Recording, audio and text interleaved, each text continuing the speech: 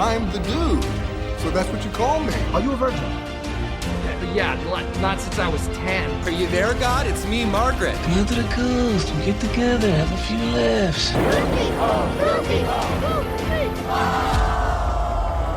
Gentlemen, you can't fight in here. This is the war room. Can I return it if it doesn't fit? It always fits. Eventually. Welcome back to Movie Mingle. I'm Caveman. And I'm Maggie. And today we are doing the May bonus episode. Yay. And we're doing 2004's King Arthur. You're welcome, everybody. This was my pick. I had come to... Oh, God damn it, Robin. Right off the bat. We're not even a minute in, Robin. Not even in. So I had said to Caveman a while back that most of the bonus episodes he had been responsible for. Movies he wanted to show me, movies he wanted to talk about. It's kind of really been a lot of his picks. But also picks that I knew that you would like. No. And I get it. But you had been picking most of the bonus films. So I think you picked Tron. I think I didn't pick Tron so much as I was just like, we have to do it, right?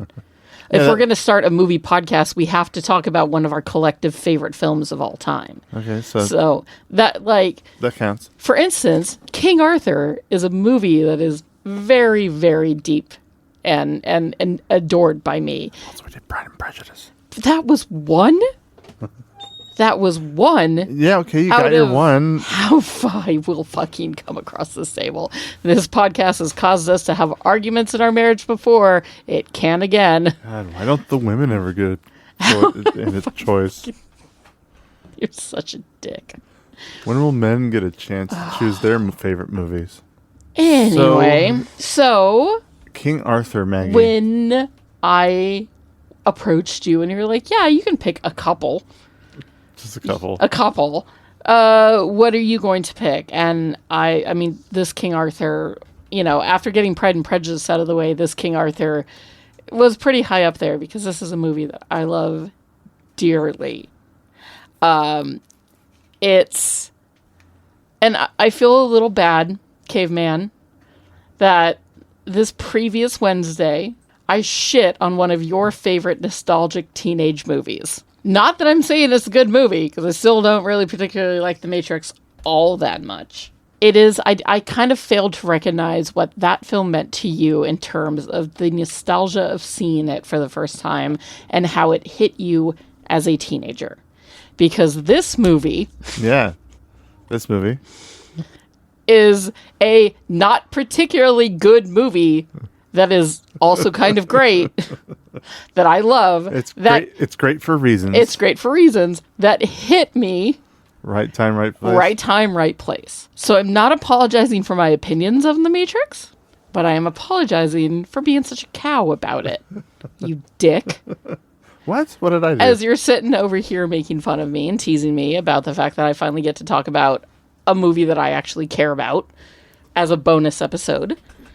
You and Jesse had a great time. We had a great time with Pride and Prejudice. I re-listened to that episode a lot, actually, because I like listening to Jess and me be insane. God, how many episodes do you want? Fucking 3? I could give you 3.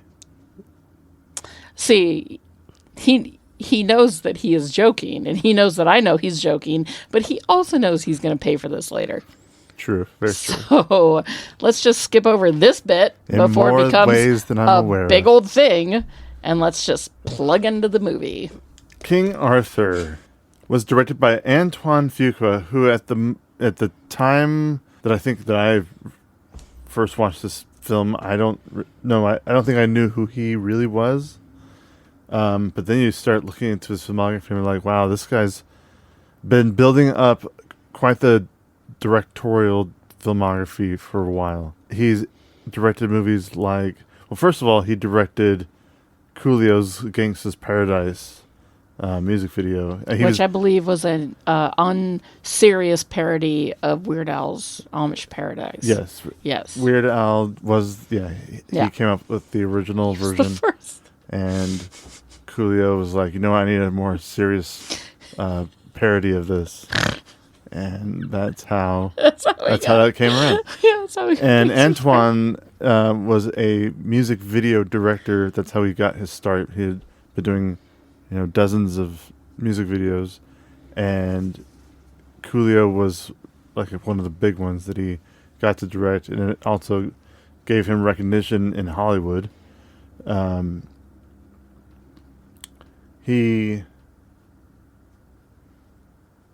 The first film that he got to direct was The Replacement Killers with Chow Yun-fat, which was a movie Chow Yun-fat did 2 years before Crouching Tiger.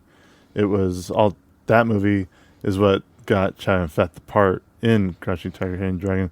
Not only maybe not got the part, but I think American audiences definitely knew him best from.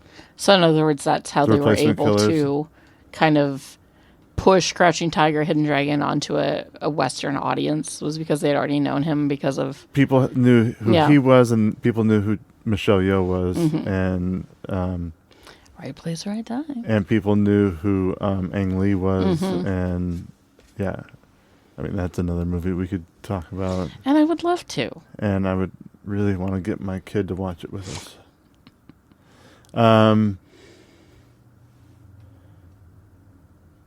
Antoine also directed Training Day, which I think probably was a film that definitely blew up his career, definitely made a name for himself with that film. I think I've only seen that movie once. And I've only seen it once as well. When it came out on video. I've seen a lot of people talk about it. Yeah. And, I don't remember. I remember it being a big thing, but I only have vague memories of watching it and no memories of what I felt about it. It's definitely one of those, like, a movie that made its mark in history. Like, it's a... Well, maybe that's on season 2 for more than one reason, and more than just Denzel yelling that he's... King Kong ain't got nothing on me. Yeah. Yes. He also did Tears of the Sun with Bruce Willis. And then the Equalizer trilogy is the most recent project that I think you could say he's known for. Yeah. David Franzoni was the writer. He worked on Jumpin' Jack Flash with Whoopi Goldberg. Oh, boy. He also wrote Steven Spielberg's Amistad. Oh, okay. I've never seen Amistad. Neither have I. And I also have never seen Jumpin' Jack Flash. I think I saw it a long time ago. He also wrote Gladiator. And as a screenwriter, King Arthur was his last project. He was a producer for Gladiator 2. Interesting. I mean, like, it's not the best script. No, I don't think anybody. I don't think anybody was looking at like. I picked a real doozy for my first bonus episode, but I don't care because I love it because it's such a good fucking movie. Because like the script, I'm not saying it's not a bad script, but it's not it's basic. The story is basic. The story is these, enslaved knights have one more job that's the last job until they're free. And once they think they're out, they get pulled right back in. That old chestnut. And, and then big bad army is coming, and it comes down to personal glory versus doing what you need to do for the greater good. The greater good. And yeah, so like it's not stellar, but I love it.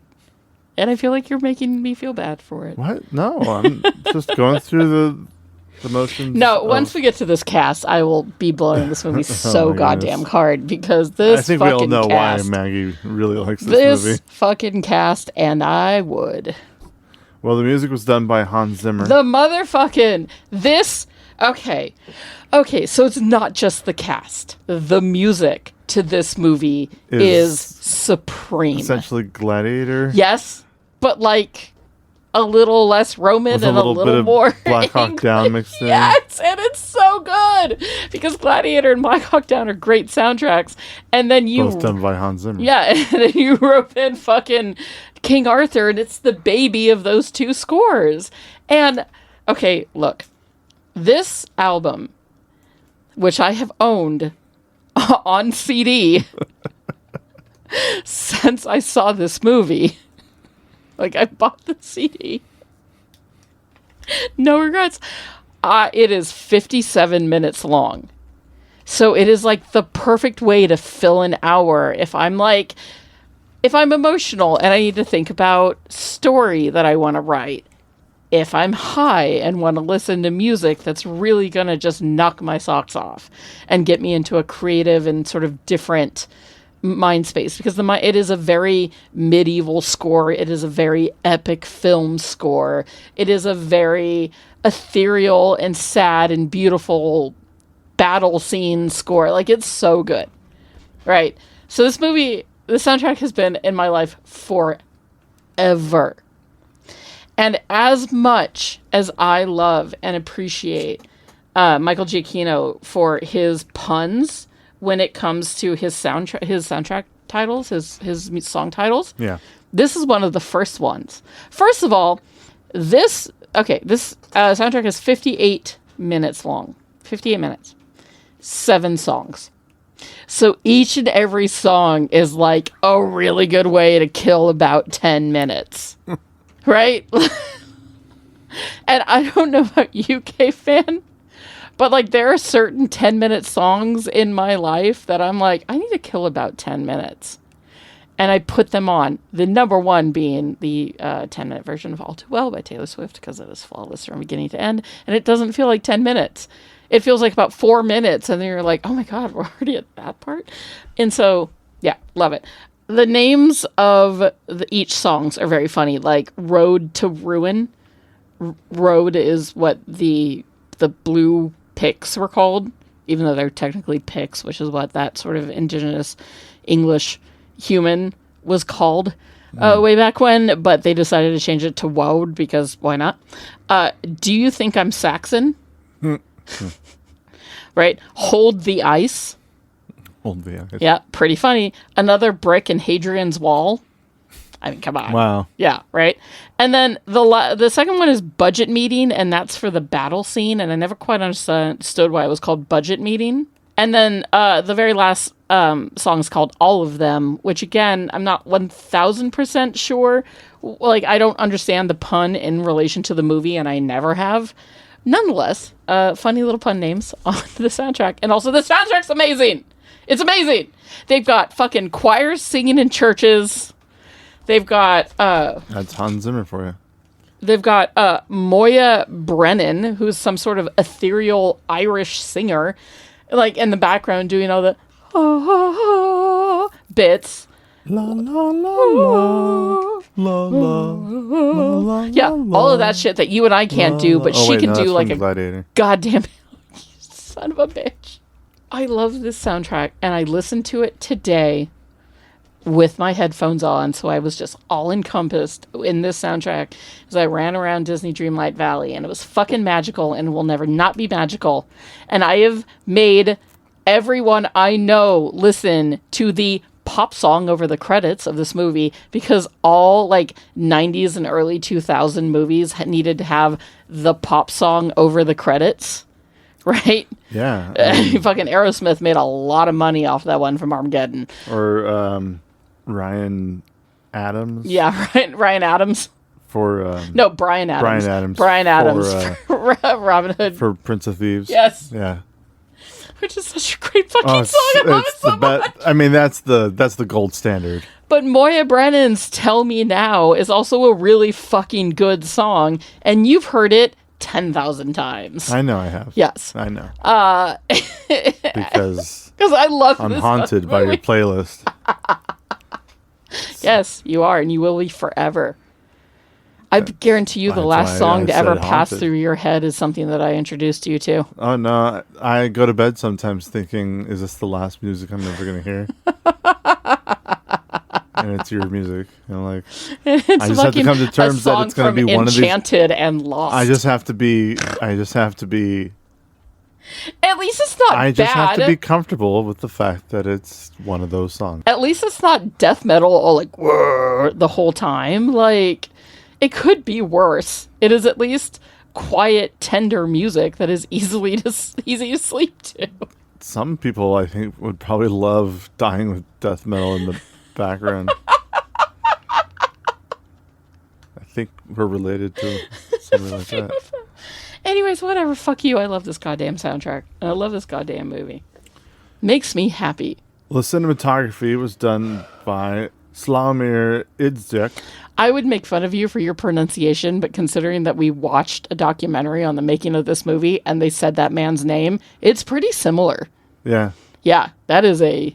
I tried to remember. I was like so glad when I saw that man's name come up on the that quick documentary. I was like, all right, so that's kind of how his name sounds.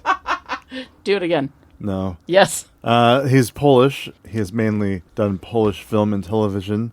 He was the cinematographer for Black Hawk Down. Oh, well. And this. And so if you take what those two films kind of look like. Yeah. Could you guess which Harry Potter movie he did the cinematography for? Based off of Black Hawk Down. And it's kind of like I was trying to visualize in my head any scenes in Harry Potter that kind of matched Black Hawk Down or King Arthur. And because I had briefly seen the words Harry Potter as I was scrolling, and then I closed my eyes. I was like, all right, which movie do you think it is? And I got it wrong. Would it have been Goblet of Fire? That's what I guessed, and I got it wrong. Was it Prisoner of Azkaban? No. That cinematographer, we know that's somebody else. Yeah. He did Order of the Phoenix. God damn it. Which... Yeah, no, you're right. Kind of. Like, especially with the Chamber of Desire, whatever thing is called. Yeah. When they start battling What's-Her-Face in pink. But you and I understand why we were... I think we understand why we were thinking I was Goblet originally of going to Fire. say, Prisoner of Azkaban, though. Because I was trying to think of, because that's, the first dark It was a Harry little bit Potter darker, film. yeah. But I think... I haven't seen the Harry Potter films in a very long time. I probably will never rewatch them. Well, that's okay. Well, Rotten Tomatoes has King Arthur at a 30%. It's not great, folks. That's from critics. 30%. 59% from audiences. Woof. Letterboxd gave it a 2.8 out of 5. Metascore of 46. And a 6.3 out of 10 on IMDb. So IMDb is kind of the best score. IMDb was the best. Hey, it Very says on kind. Google that 72% of people have liked this movie. So 72% of what people? I don't know. It just says 72% liked this movie. 72% of the Google people users, I guess. I'm going to like it, and maybe it'll go up. Maybe it'll go up. I don't know if that's how it works, but that brought the average to 51%. So by that, I mean, that must mean 51%. Because it's such a fun film. It's such a good. I think that means 51% of the world liked it. More than half. Yeah, that's what I'm saying. That's what my math. That's what my math is telling us, Maggie. That 51% of the world liked it. Oh no, I chose poorly. But I didn't at all. I have no regrets. Fucking love this movie. Oh my god. I don't know. Somebody did ask the question on Google, is King Arthur 2004 a good movie? To which the response is, the movie King Arthur has it all. A tight, well-written story, believable characters, gritty realism, and a great musical score by Hans Zimmer. Epic battles and more blood and splatter than you probably really wanted to see. The bottom line is King Arthur is a very good film, says this person off of an IMDb review. So, whatever. It's... David Edelstein of Slate called the film profoundly stupid and inept. He said it's an endless source of giggles once you realize that its historical revisionism has nothing to do with archaeological discoveries and everything to do with the fact that no one at Disney would greenlight an old-fashioned talky love triangle with a hero who dies and an adulterous heroine who ends up in a nunnery. And then A.O. Scott of the New York Times further remarked that the film was a blunt, glowering beat picture shot in murky fog and battlefield smoke, full of silly-sounding pomposity and swollen music, courtesy of prolifically bombastic Hans Zimmer. The combat scenes, though boisterous and brutal, are no more coherent than the story, which requires almost as much exposition as the last Star Wars film. Oh my god. Luckily, there is an element of broad, brawny camp that prevents King Arthur from being a complete drag. But that's kind of over the top and mean. But That is over the top and mean. But Roger Ebert. Oh no. Roger Ebert had a more positive response to the film. Oh no, it still seems like it's gonna hurt. And awarded it 3 out of 4 stars. Oh. Writing that the reason the movie works is because of the considerable production qualities and the charisma of the actors who bring more interest to the characters than they deserve. There is a kind of direct, unadorned conviction of the acting of Clive Owen and the others, raised on Shakespeare, trained for sword fights, with an idea of Arthurian legend in their heads since childhood. They don't seem out of time and place like the cast of Troy. They get on with it. Well, okay. You know what? Fuck yeah, Roger Ebert. The cast of this movie is what makes it so memorable. It really is. This they are cast so charismatic. Is so like the chemistry between that they all have, our main boys. They're so entertaining to watch. Yes. You want to just watch them. You want to just watch them. You want the movie to just be them out on one of their adventures. Yeah, and it kind of is. You wish it was I wish it was a TV series with all these actors. Yeah, like where I you could could watch get them multiple episodes. You could get like a Tristan and fucking backstories. Yeah. And, oh my god. And old stories that they told at the campfire later on. You get to go back and like have fun. Like, do you remember the time that Dag did this and they did that? And yeah, or like, inside joke that they always say, and then you get to finally understand why. And then the salmon hit. You know, like you're doing it with these A-class actors. These class fucking actors. Art is subjective. Really? Yeah. I've never heard you say that before. Fuck you. Art is subjective. And we all have those awful, awesome movies that we love. You know, it's the ones that are so bad they're good, that they're so cheesy they're entertaining. The ones that you put on for a couple of hours on a lazy Saturday afternoon because you know all the beats and it's a comforting movie, even if it is cheesy and silly, and it makes you happy. And when it ends, you're just like, oh my God, I have feelings, because you're feeling, you know, that's, God, what, 2004? So that 18, 20-year-old, I guess, oh God, 20. You're feeling the 20-year-old version of yourself that you were when you saw this film, right? It takes you back to a time and a place. You know, it's Wayne's World. It's fucking Caddyshack, it's Animal House, it's The Matrix, it's all sorts of different dumb films. It's Commando. Like, you and I still watch Commando on times when we're just like, you know what we need right now? We need a little bit of Commando with Arnold Schwarzenegger. Man. We need some fucking steel drums. Nothing feels better than cheesy 80s, 90s action, like just cheesy action. As an elder millennial with a slightly younger pop culture vibe, if that makes any sense. Like, I saw this movie at 20 and I loved the sword and sandals and fucking epic romance and big movie bullshit of it. The same way that some 20-year-old saw Lawrence of Arabia when it came out and walked out of that theater and was just like, that's the greatest fucking thing I've ever seen. It's that old Hollywood big movie that we don't appreciate as a culture as much anymore. I mean, Not the way we did back our with... big Hollywood movies are like Marvel films and fucking Tom Cruise and his Mission Impossibles. Like, that's what our big epic movies are. But it used to be epic stories told, right? It was Moses, it was Jesus, it was Spartacus, it was King Arthur, it was Robin Hood, it was, you know, it was these fucking public domain characters that you could make and make and make again. And everybody had their different spin on it, and I like this spin on it. You know, I like it.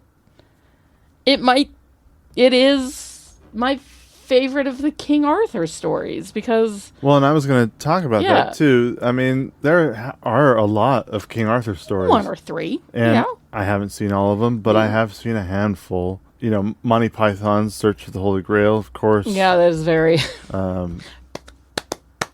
yeah. You know, I mean, fucking, we've all seen... it. To the point where if I ask you what your favorite Python movie is and you say The Holy Grail, it's because I've assumed you've never seen another one. But Unless you're like, look, I know it's Holy the Grail is really good. Yeah, The Holy Grail is great. Nothing wrong with saying it's your favorite Monty But Python. Unless you say I've seen them all and The Holy Grail is still my favorite, I'm going to assume you haven't seen The Meaning of Life or Life of Brian. I would hope if you are claiming to have a favorite that you've seen more than one. That you've seen all three. Well, at least more than one. That you've seen all three.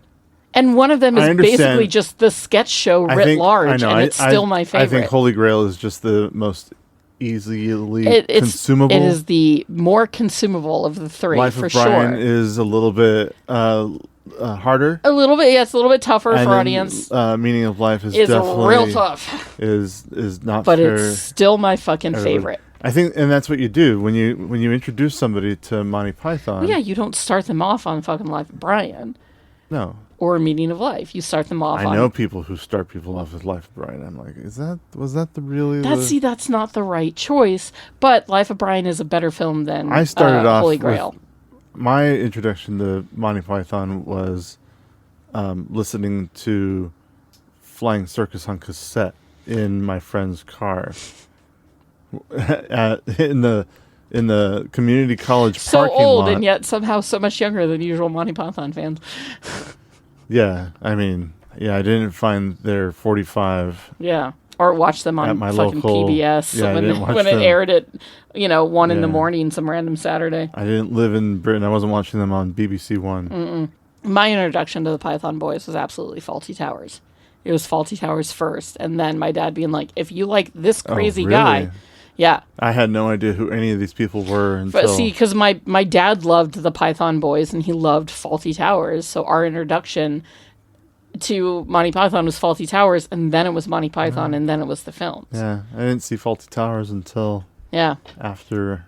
I feel like I had consumed almost every... other one. And not just the movies, but like every minute of the Flying Circus. God, I haven't even and watched had every never minute of Flying Circus. Really? Yeah, some of that is rough. A lot of it my is brother rough. and his friend went together on they got their money like $150 for the entire DVD collection. Ugh. Which is probably only like $60-$80 now. Yeah. Or maybe even less. Maybe they got it at Barnes & Noble or Best Buy. Best Buy. Yes, it was Best Buy. So because they went in on it, they shared custody.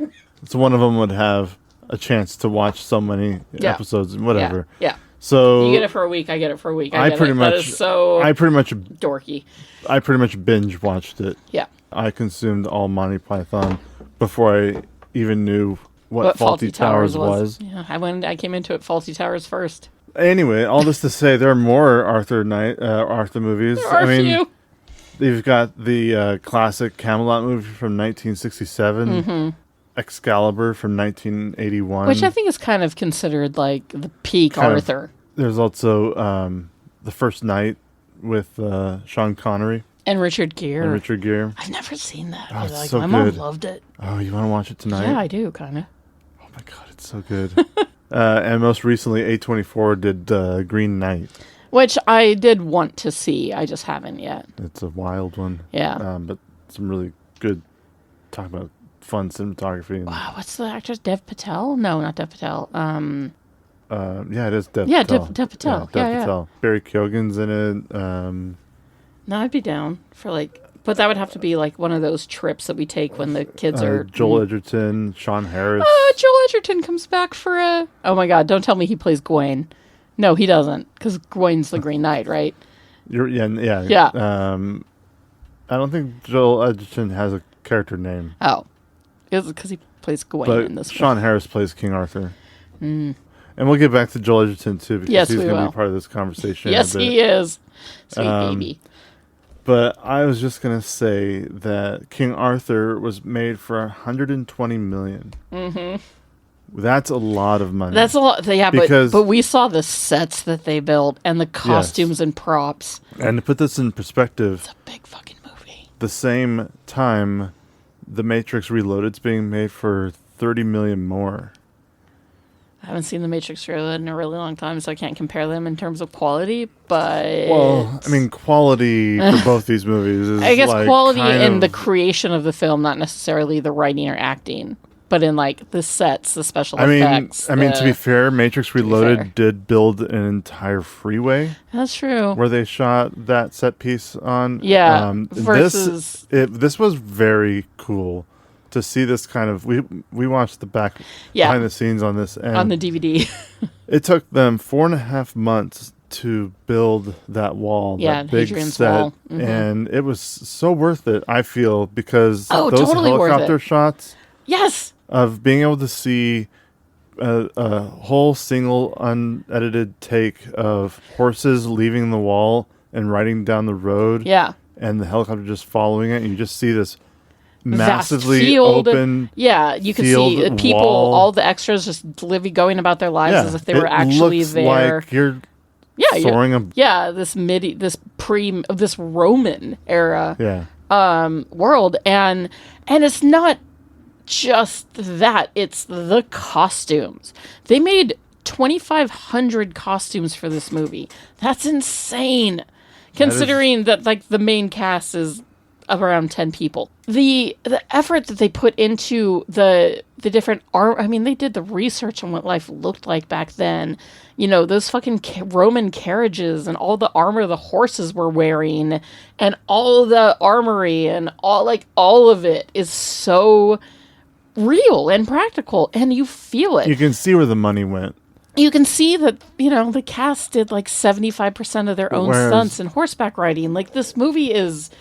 That's what I'm in awe of, is the grand spectacle that it took to make this movie. Whereas, to be honest, Matrix got 30 million more, but you can't really see, like, well, that's where they put the money. No. I mean, obviously... You see it in the special effects. Obviously they built this giant set for a freeway, and all these cars being, you know, purposely, rolled, and stunts and drivers, and some really crazy wire work, and a lot of stuff went into it.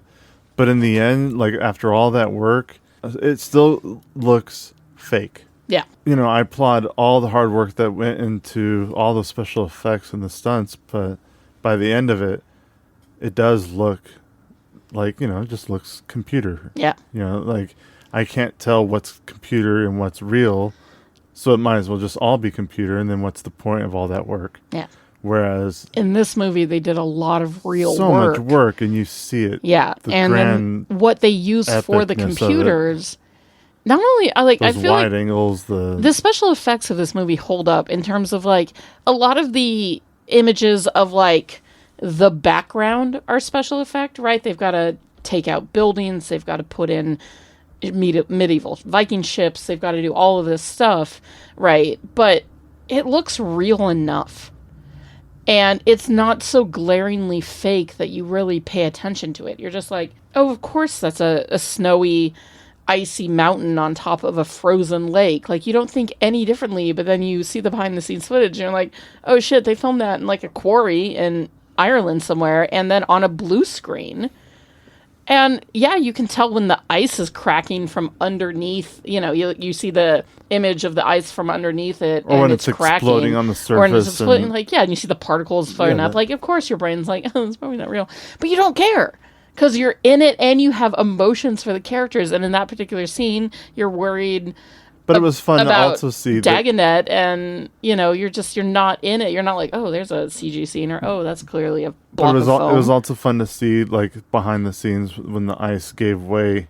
And it was actual... Yeah, like, they had big, like, foam props of, like... the ice was actually tipping. And they would fall into actual water. And... It's just so much fun to see that kind of stuff. I was really impressed by the underwater acting of that scene. Like, you know, like bodies floating away, bodies scrambling. That one dude that has to be underwater and staring through the ice, you know, like, it's legit old school filmmaking. And it's kind of the last of the legit old school filmmaking. I mean, it's not, they don't do it as much like that anymore because it tends to be a failure. Not big action movies. But I miss the big romantic action films. You know, I think the one thing that did most recently would probably be that Ryan Gosling one with Emily Blunt. Fall Guy? Yeah, just because it was... Well, yeah, but again, it didn't hit, though. It didn't hit, but neither did this. No, that's true. But that's the problem is that these perfectly fun popcorn movies where you turn your brain off, you don't think like, well, I don't think this is actually like... Cause they say that it's based on archaeology, but I don't believe that's true. Like, nobody fucking takes this as gospel. That's not how... In all actuality, King Arthur is a myth. But like, right. I mean, this movie's trying to sell this, sell it as this is no more than the Blair Witch Project tried to sell that as real. It is no different. It is fake stories pretending to be real, but we ate up one and the other one we were like, well, I don't think so. It's suspension of disbelief, and you sit back on a lazy Saturday afternoon. You have a beer, you have some snacks, you have a hit off your fucking vape pen. And you relax and you watch a dumb, fun movie that makes you feel good and makes you dream of hope and big things and good and evil being so black and white. It's a perfect escapism popcorn movie. And you have them too, motherfucker. What? Me? Yes. Oh, but you're so just making fun of me for mine because you're mean. Well, no, it's because now it's my turn. No, but I actually do like this movie. In all fairness, I've shit on a lot of your movies, so... But I actually do like this movie. Ha! I know you do, because it's a good fucking movie. It only made $52 million domestically. Boy. They got my money at least twice. All $5 of it. It made more internationally, $152 million I can see that. You know what? I can see this being a big movie in England. For a total of 204, but yeah, that domestic one, though, it was considered a box office failure, but well, I love it. And it won 4 awards total. Are any of them Razzies? No. Oh, thank God. No, none of them are Razzies.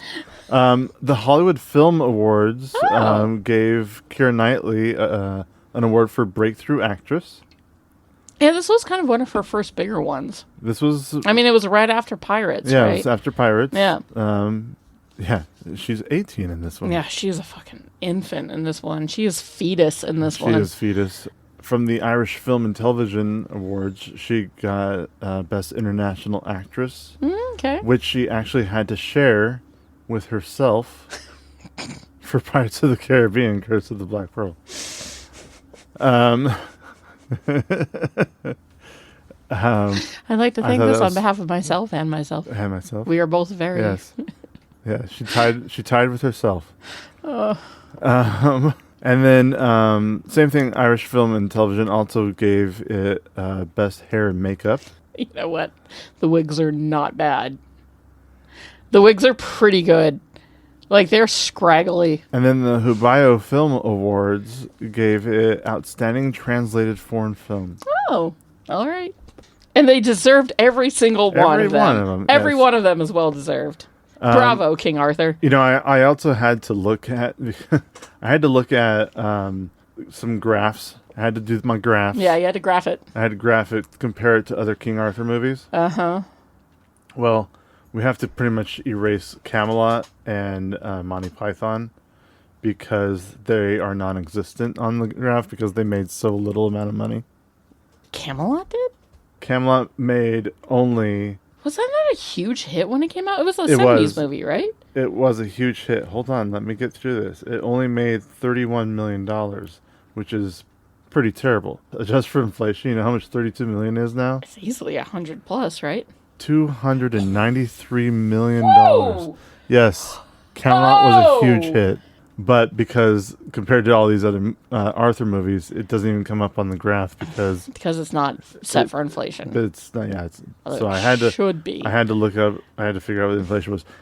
Next, we've got Excalibur. Mm-hmm. Excalibur's next for the one from 1981, and then First Night, Sean Connery's. After that, it did better, and then. My King Arthur, Legend of the Sword. See, you like a shitty King Arthur movie, too. I do. Legend of the Sword is by far my favorite shitty King Arthur film. Which I haven't even seen. That would be let's watch that. Let's continue our King You know Arthur. what? Fuck it. I made you watch my favorite King Arthur Oh my story God. tonight. Let's watch your favorite King We're gonna Arthur get movie tonight. so high and drunk to watch it. Anyway, then finally, your King Arthur movie Yay! actually is the most successful of the ones that I tested. Woo! Wait, what about the Disney one? The Sword and Stone. Sword and the Stone. Yeah. Yeah. If that hasn't been included, there's no need to worry. But I feel like that is everybody's like definitive King Arthur. Sword of the Stone made even less than Excalibur. Dip. Only 22 million, but adjust for inflation, that is now 206 million. That's not bad. King Arthur movies are great. It's like one of the. You're right. It is. It's like legend. Robin. It's like Robin Hood. It's like Dracula. It's just there's just so many of these like really fun old school stories. Right? That the they original told. big versions of these stories. Yeah. I mean, you can find you can see how King Arthur like lore inspired Shakespeare. It's like telling a Shakespearean story. They're big, wonderful stories that we all know the basics of, right? King Arthur, there's the king, there's Lancelot, there's Guinevere, there's Merlin, there's a sword, and then everything else can just be superheroes. Yeah, exactly. It's just another one of before our the cowboy. There was the knight. There was the archetypes of old school storytelling. And King Arthur is one of those wonderful legends. Famous, like, truthful, daring. Oh, did you hear about the brave, legend of he was the yeah. real king and he was born to be the king, pulled the sword from the stone. Yeah. Some people take those stories and create massive religions out of them. It's just storytelling and it's wonderful. Did you ever wonder why Excalibur wasn't the sword in the stone? What? Excalibur. Yeah. Famous sword. Yeah. Given to him by a watery wasp or whatever it is. God damn you. God fucking damn you. Like he has to pull a sword out of a stone and then later on what does that make him king? He's gifted just Excalibur play later the from clip. Listen, strange women lying in ponds distributing swords is no basis for a system of government. Just because some watery tart threw a sword at you? Some farcical aquatic ceremony? I mean, if I went round saying I was an emperor, just because some moistened bint had lobbed a scimitar at me, they put me away. Well, Maggie, I think this is probably going to be your favorite part, talking about the cast. Fuck this cast, and man, I would. Oh boy. Babes across the board. This cast is so hot. Oh my God. Like, if you pull it up on IMDb or Google and you just look at like 9 main characters, babes. And then you drop down to the next level and you still go, you know what? There are some babes there. They just didn't fit in the top level. I've had a long-held boner for this cast. So it's easy to say that this is probably your favorite part of the movie, or is the cast? Well, I mean, they're all great at what they do. It's not just that they're pretty and they prance around. Like, this is not a King Arthur that is, like, fancy and in a castle. Like, all these motherfuckers are covered in grit and sweat and blood and mud and, like, they're all kind of scraggly. All the wigs are a little, like, oh boy. Like, even Keira Knightley has some moments where she's, like, gorgeous, stunning, and then other moments where she's, like, filthy dirty. Yeah. Like, and so it's not just the hotness of the cast. They have great chemistry with each other. They do. Like, absolutely. Like, this group of men together are clearly having so much fun. There's incredible chemistry. There's some really good acting. Like, yeah, one of my favorite parts of the cast, because they're all great. They all just happen to be smoke shows, too. Well, let's get into them. No pun intended. And I would. Clive Owen, our protagonist, our main man, Clive Owen. Our King Arthur. Our King Arthur. There was a while there where they really pushed Clive Owen, but honestly, I think Clive Owen's just had a good career.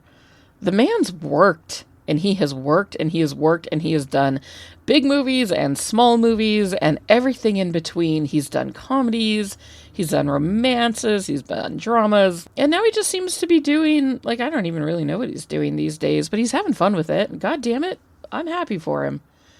Like, yeah, he's been in some stinkers, but he's been good in some solid ones too. And honestly, I feel like for a lot of actors, if you're just continuously acting and enjoying the trade, you know, you're doing what you love. Also, like, to be fair, you throw Clive Owen on the back of a horse with a sword, and, like, I am instantly watching that movie. Yeah, Clive Owen's great. Yeah. I mean, he's been an actor since the 90s. British TV shows, British TV movies. One of the first things I ever saw him in was where he was doing commercials for BMW. Oh, yeah, The Driver. The Driver Yeah. series. That was fucking the one with James Brown. It's so fucking funny. James Brown and Gary Oldman, as the devil. Oh. Yeah, if you guys go to YouTube, you could probably just type in The Driver, and the episode's called Beat the Devil, and it's Gary Oldman as the devil and James Brown as James Brown. Yeah. Driving through Vegas. And Clive Owen Owen as the driver. Yeah, as the driver. It's driving James Brown around Vegas. Who was that directed by? That one? That was directed by somebody famous. I want to say Beat the Devil was Tony Scott. Tony Scott. Tony Wow, Scott you pulled did that up fast. Beat the Devil. Yeah. Written by David Fincher. Oh, Jesus. Yeah. Is that my favorite David Fincher thing ever? Danny Trejo is also in that episode. So is Marilyn Manson. My God, I need to rewatch. This has been a long time since I've watched that one, so I think we need to rewatch that.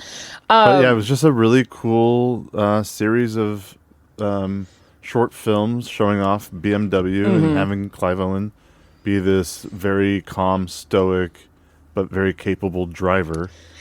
Which is hot. Get in different situations. And The Transporter came out, I think, after that. And I was like, did they turn the driver into a movie with Jason Statham? He was also in The Bourne Identity, but it's been so long since I've seen that movie that I don't remember. I remember his part. He played an assassin who was hired to kill Matt Damon. Matt Damon. Probably one of his most well-known movies, or at least movie fans, I think, would agree that Children of Men is probably... It's probably his best film. His best film overall. That's a hard watch of a movie. I have seen it. I enjoyed it, but that's a bleak fucking film. And it's beautifully shot, and it's really well put together, but you don't walk away from that movie feeling happy. So it's not a movie I watch a lot. No, but it's just beautifully shot. Yeah. And beautifully told. So Clive Owen has this great jawline, like his where the back of his jaw meets his neck and kind of cuts forward. And that man knows how to fucking clench the shit out of his jawline to act, and I live for it. I live for it. You know, I'm never unhappy to see Clive Owen in things. He doesn't seem to have done a whole lot movie-wise over the last few years, but again, you know, maybe he's just tired and relaxing and enjoying that money, or he's doing TV stuff. I don't know. Either way, good for him. I love you, Clive Owen. You're an excellent King Arthur. He was an excellent King Arthur, too. For that age, he was probably, mid to late 30s. Like, he had presence on that horse and holding that version of Excalibur. Yeah, absolutely. A lot more presence than Charlie Hunnam had at any point throughout the entirety of that movie. Well, Clive Owen is a much better actor than Charlie Hunnam. Yes, he is. Next, we've got our Guinevere, played by Keira Knightley. Oh, my beloved. I just, again, never unhappy for anything that Keira Knightley's in, but also, that era of Keira Knightley from, 2002 with Bend It Like Beckham. I mean, even up to The Duchess in 2008 and Anna Karenina in 2012. Everything she did, I loved her in. And everything she did, I went to see it because I was like, fuck, Keira Knightley's in that? I'll watch that. Even if some of that was deeply painful, like Atonement, which is a great film, but devastating. And you haven't seen it, right? No. Yeah, so that's definitely on the list of season 2 movies because, oh boy, Of course, Pride and Prejudice, my forever beloved, rewatching it on the big screen recently was an absolute delight. The first Pirates of the Caribbean is a wonderful fucking film. It is. The first one is And the best one still. oh, it's the best one, but it's the best one by leaps and miles. Yeah. Like, it And is. that was another, that one, that's a movie that I was not successful based off of the right time, right place. However, I mean, we got oversaturated with pirates, and Yeah. so now we're kind of sick of pirates. It was the beginning. But, yes, it is the beginning of all that. But it also had like a really fun story. Oh no, it was Great characters. Like you can't really find a lot of fault No, with that first movie. and it's funny. It's just a good time. It's a great time, and it's not taking itself too seriously, but it's having fun with the world. And then they just sort of bombarded it with bullshit Oh, and yeah, the need to get out. After all we that. need sequels immediately. Yeah, we got to introduce any pirate mythology Yeah. that's ever existed. Yeah, and we're gonna make it fucking wacky. Or stories that never had to do with pirates, just sea tales. Yeah, and it just they threw too much at the wall trying to get it to stick, and I feel like the first one was very simple. Well, it was very simple, and somebody, I remember somebody commenting about like by Pirates 3, everybody is a pirate. Every character that wasn't a pirate is now a pirate. Yeah, and it's just sort of ridiculous. And then 4 and 5 get even crazier. No, but that first one was something special. Yeah, and she. And I think a lot of people it. were introduced to her from that movie. I would say so. That and Love Actually.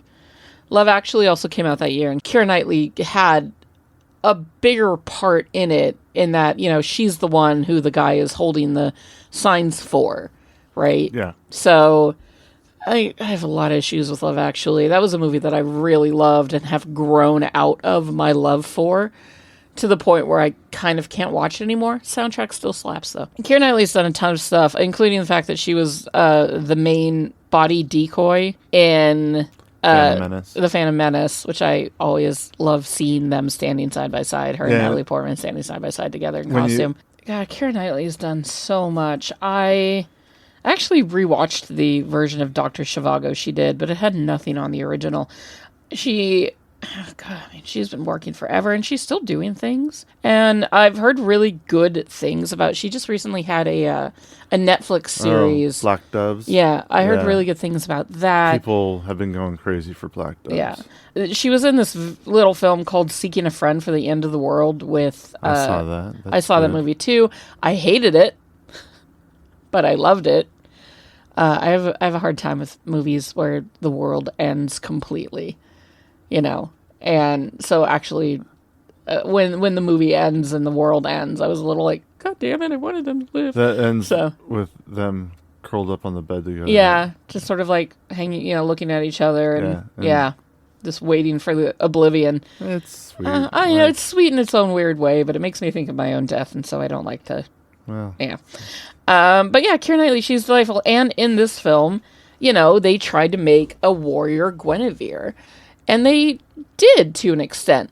My one beef with Keira Knightley in this film, and it's not with Keira Knightley at all, it's just that she must have been so cold filming. Although, actually, technically, they filmed this movie over a record-breaking hot summer in Ireland, so maybe she wasn't cold. But when you look at the outfit, like that blue chiffon dress that she wears, like, supposedly fucking in the winter in North England.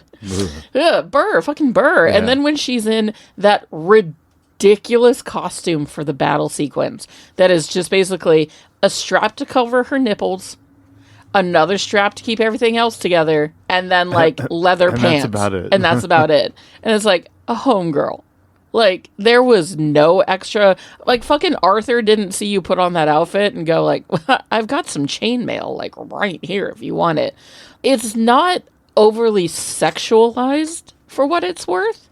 for what it's worth. Like, it's not like it, it makes her hips like pop out and their, or butt or anything. There's no like cleavage or anything. So it's not like, it doesn't make her look like a bimbo, but it covers no part of her body that is important except for her nipples. She's about to go fight. Everybody's head to toe armored up. Yeah. But all the pics are like her chest and stomach area are completely exposed to Yeah.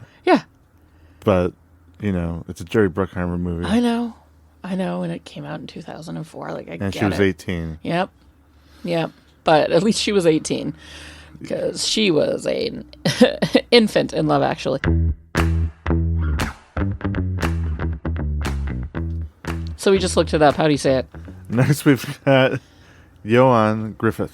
Yes, with a delightfully Welsh name and a cute Welsh face. Ioan was probably most known, I think, for the Fantastic Four. I think America would know him most as Reed Richards. Yes. From Which the original. That first early Fantastic 2000s. Four isn't the worst. The first one is not, and even Silver Surfer has good things in it. Like, they're both like dumb movies. They're both really dumb, but I enjoy them deeply. There are enjoyable things about them compared to the Josh Trank one, which I didn't even bother with. Oh, good, because that means that you won't go into the next one, the MCU one. No, I mean, we're already going in with high expectations. Yeah, because that fucking cast alone. Ioan Gruffudd has done a ton of movies. He was really big in they made way back when in the late 90s. They made a Horatio Hornblower series. Horatio Hornblower is a big naval character from England, right? It was like the French naval wars, and Horatio Hornblower was a huge part of that. And like, there were all these stories around it, and they had made so many Horatio Hornblower movies. And it's really just fun to say Horatio Hornblower, because what a name. But he played the main character in all of that. And he made a ton of those films. Like, he worked. He was one of the many, many, many, many young actors in Black Hawk Down that you go, oh shit, he's in this? I recognize that face. Everybody's in Black Hawk Down. I'm in Black Hawk Down. He's done a lot of British television. I mean, he's a Welsh actor. I never minded seeing him in anything. Supposedly he's in Titanic.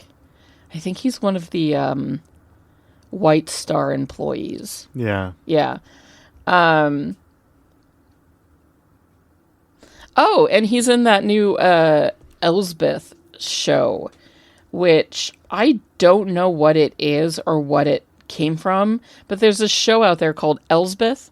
I don't even know what it's about. I just know that it's a spin-off of another show, and it's on like CBS, I think, and it's one of those CBS shows that people are just insane for, so it'll run forever, and apparently he's on that, so good for him. So is John Cho. Yeah, I'm always happy. And Michael Emerson, my beloved. So yeah, Ioan Gruffudd, again, happy to see him in things. In King Arthur as Lancelot, there's a very boyish charm to his character. He's very sassy. He's very, upfront about his emotions and his opinions. And he's the one of the group that is kind of, he's the spokesman for the group to go to Arthur. He's definitely Arthur's second in command. Yeah, people don't complain to Arthur; they complain to him. Yeah, and so then he has to be like, Arthur, what are you doing? This is madness. Yeah, we're trying to go home and live a life of peace, dude. You cannot tell me that Lancelot and Arthur in this movie are not fucking. There is more sexual chemistry between Clive Owen and Ioan Gruffudd. Well, all these men spent at least one night in a cave naked just to keep each other warm. Oh yeah, no, there were handies for sure. And there were probably some erections, and then there was probably some penetration. So you know, But like, you spend that much time in the military together. It's evident between Lancelot and Arthur, though. Like the way that they look at each other, that they linger on each other, that they like the way that they're physical with each other, the way they touch each other, like them be fucking. And I'm for that entirely. And I'm really, really glad that they didn't try to force a Lancelot, Guinevere, Arthur love triangle, because that was always my least favorite thing about the King Arthur stories. You know, like he has some good chemistry with Guinevere. They have moments where they're like flirty, sassy with each other, and it's delightful. But Lancelot and Arthur in this movie have clearly been fucking for a while. Yeah. Just saying. Like those two are bang bros, and I love to see it and would love to see it. Next, we've got Joel Edgerton playing Gawain, Oh, Joel Edgerton. who I believe is the Green Knight. No, Green Knight's the mythical guy. Gawain fights the Green Knight, right? I don't know. I don't Not in this movie, though, not in so this it doesn't movie, no, matter. yeah. I don't know the history of all the different Knights of the Round Table when it comes to like the original mythos, but yes, Gawain. Joel Edgerton is one of those actors that every time I see him, I immediately think like, oh, a cardboard cutout. They just move from scene to scene. And then I actually see him act and I'm like, oh, maybe I'm wrong about this one. Like, I feel like, you know, he's an Australian actor. He is kind of a prolific character actor at this point. Like, I can't call him anything else. He's done some... Yeah, I mean, he pops up in things. Yeah. When you see him, you're like, oh, great. You're like, oh, Joel him. Edgerton. And then you're like, oh, yeah, him. I mean, he played Uncle Owen. Yes, he did. In a few Star Wars and things. some Star Wars stuff, Yeah. some later Star Wars, not the original, obviously. He was in Kinky Boots, which is such a delightful little film. He was in Warrior with Tom Hardy. They play brothers, and it's like a UFC type Oh, yeah, I remember movie. that. And actually, I think I have it on Blu-ray. Yeah. It's a really good, really well done movie. He was also in the prequel to The Thing. Yes. Got to get that across to everybody. It was not the original The Thing. It Yes. was the prequel of The Thing. Well, yes, and It should have been called Before The Thing. I think some people thought that 2011 The Thing was a remake Yeah. of, but it's a prequel, so you get to see What happens at that other base. the Norwegian base. Yeah. With the alien. And it's fine. It's like honestly, they try to hit a lot of the same story beats as the first one, and so it's like, oh, so they did the exact same thing in Yeah. both stories. Well, that's why they But- called it The Thing. I forget what they did. You know how they test the blood in the original. In this one, they did something else. They all ate he a comes piece up of with a garlic? different idea, and then that's how the movie's different. Oh. You also get to actually see the spaceship that the alien came in on. Oh. It's fine, but it's unnecessary, but it's nowhere. there. It's nowhere near. And some Yeah. of there are some really cool creature effects. I'll give it that, but nothing compared to the John Carpenter one. He was in Zero Dark 30. He does play one of the head guys. I never watched in that one. Yeah. He's also in Legends of the Guardians. Owls of Gahul. The Owls of Gahul. Yes. That's such a deep-seated inside joke between us. He was in Ned Kelly, which I remember watching because of Heath Ledger, but I don't remember a thing about. He fun. was also in like Smoking Aces and Animal Kingdom and The Green Knight, coincidentally. Yeah, but not as Gawain. But not as Gawain. No. Dev Patel plays Gawain. And yeah, I heard really good things about the movie Loving, which was about like the first official interracial marriage in America. I heard really good things about Boy Erased and Black Mass. He was also in Exodus, Gods and Kings, and you have been wanting to rewatch that. Yeah, I have to be really inebriated, like even more than. Well, no. I was gonna say more than King Arthur Last Night because that was rough. Like, yikes is all I can say to this one is just yikes. But what a cast! My God, Ben Mendelsohn's in it. Oof. Yeah, I don't know. I'd be willing to watch it, but I just don't think I can get as inebriated as we did last night. Full disclosure here, we are continuing recording on the next day, And in the time that we finished the first part of this podcast, and now we fit in a viewing of King Arthur, Legend of the Sword. Yes. The Charlie Hunnam. The as Charlie King Arthur. Hunnam, fucking Guy Ritchie directed King Arthur movie. And oh boy, we'll talk about that in the next part. But oh boy, that was a... Oh boy, you had so much fun, right? I enjoyed parts of it, and there were other parts of it that were so inexplicably bad that I just can't. So, anyways, Joel Edgerton, we love you. Not a cardboard cutout, actually a pretty decent actor. And, he's, I liked him in this movie with his scraggly blonde beard. Well, he was like little that. braids in his hair. He was like that in between. It was interesting because he didn't really have a lot. Like he did. No, he doesn't. He has a lot of like glowering. He has a lot of like fighting to do. Yeah, but he doesn't have a lot of lines, and his character is kind of just around. Yeah, he's just there. Which is nothing wrong with that. Like I mean, him, he's not a focus of no any particular. He's part of the team. Him and Galahad, played by Hugh Dancy, are sort of like he gets to do some fun things with the other guys, like some fun like goofy moments. Yeah, goofy moments. They fuck with each other a bit. Yeah, stuff like that. Again, his chemistry with everybody else is great. A lot of the same kind of chemistry that I found watching Legend of the Sword that a lot of those guys had with each other hanging out. They were one of the best parts of it. They are one of the best parts of it, and I do agree with you. But Joel Edgerton doesn't have much to do but just look good. But he's behind this really scraggy hair and beard, and him and Galahad are just sort of like the other two guys that are there, right? They're not getting a lot of screen time, but they round out the cast and they're delightful and charming. And when you have a group of characters and a 2-hour film, the secondary characters are going to get pushed back a bit. But he looked great. And now we've got Mads Mikkelsen. Mads motherfucking... This is where I discovered this motherfucker.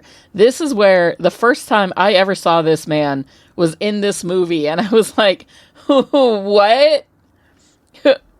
Who is he and why am I so in love with him?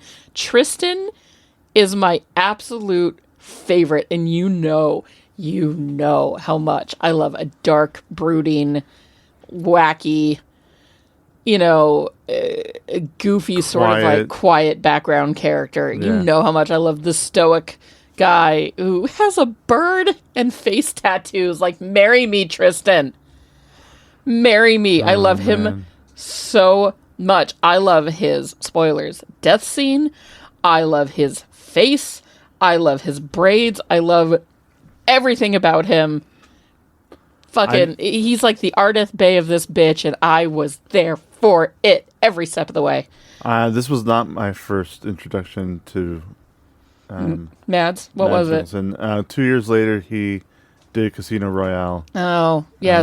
I definitely saw King Arthur before I saw Bond first. But yeah, you introduced me to this King Arthur. Mm-hmm. I hadn't seen it until I met you. God, he's done a lot. Mads Mikkelsen has been working for a very long time. He does a great Rochefort in The Three Musketeers. It's probably the only decent thing about that, Three Musketeers. Yeah. Of course, he played Hannibal Lecter on the series. He did it with Hugh Dancy. He did it amazing. And the chemistry between those motherfuckers. His Hannibal Lecter and that Will Graham, played by Hugh Dancy, who's also in this film. Like, oh my God, those two were fucking like crazy. And I mean, I didn't even watch that series, but I've read some fanfic friends have sent me. Oh. And boy. He does an incredible Hannibal Lecter on par with Anthony Hopkins. Yeah.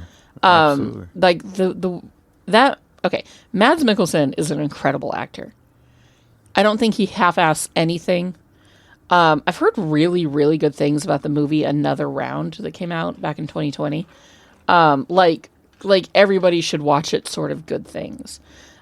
This man is charismatic. He's incredible. He's charming. I mean, he was great in Rogue One. He's great in Doctor Strange. He's great. I'm sure he was even great in Clash of the Titans, which I never saw.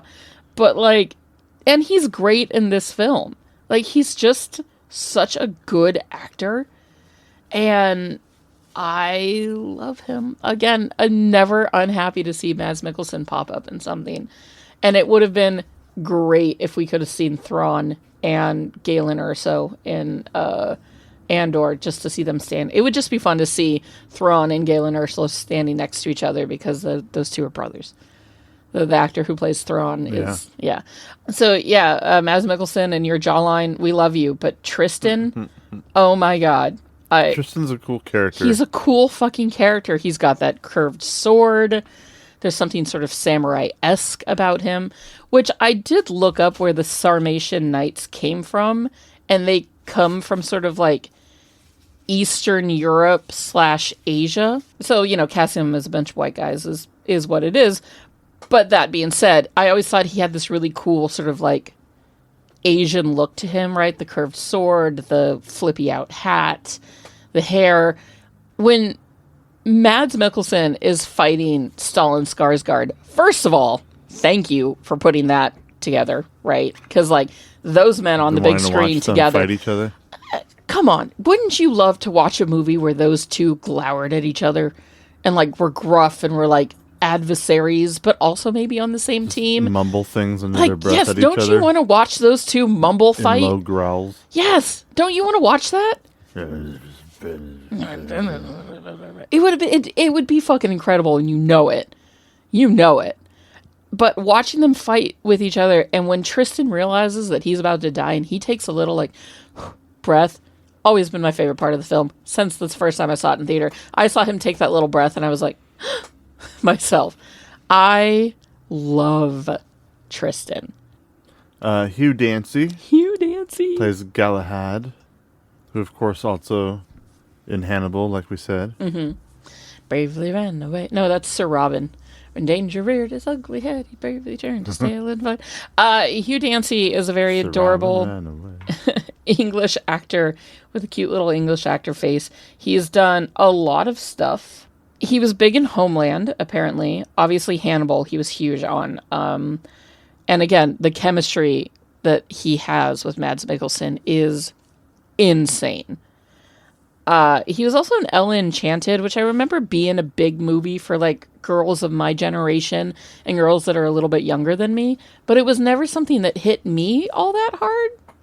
Like, but I remember seeing him in it and being like, oh yeah, like, he's cute. He's got a cute little blonde face. But yeah, he was also in Black Hawk Down like everybody else.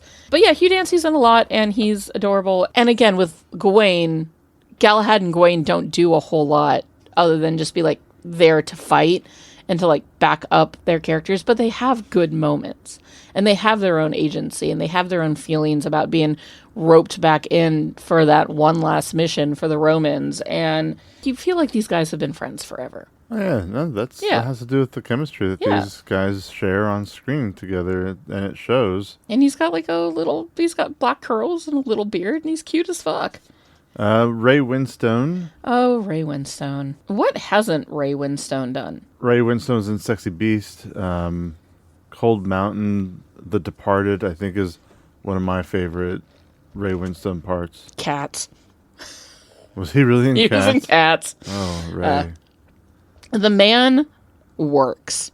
Ray Winstone is 141 projects. a The guy, consummate character actor. yeah, gotta work when you're a character actor. And you know, a lot of times he's the main character of these shows or these movies, but he's always he's got that gruff sort of, like, East London accent, like, I'm actually probably wildly wrong on where he comes from, but so he's got that gruff, like, sternness to him, right? The way that he's sort of, like, short and portly but strong, so he's always going to play the gangster, the warrior king, the bad guy, the Russian evil man in Black Widow, the evil king in Damsel. Like, he's, you know, this isn't like an actor who ever plays, like, fuzzy, kind characters, except for playing Mr. Beaver in Narnia: The Land Witch and Narnia, Wardrobe. That was his kindest character. Man. But like for most of the time, he plays this like beefy warrior of some sort, and I'm never unhappy to see him. He's also like a lot older than like everybody else. He's one of the oldest cast members in this. Yeah, he's not. He looked in his 30s, well into his 50s. Yeah, he was born in 1957. Yeah. In London, so at least you got that right. Yes. I don't know if it was the East. He ended up eventually moving to Enfield, England, at the age of 7, where his parents had a fruit and vegetable business. Oh, okay. And as he got older, he got into boxing. Yeah. Won some championships.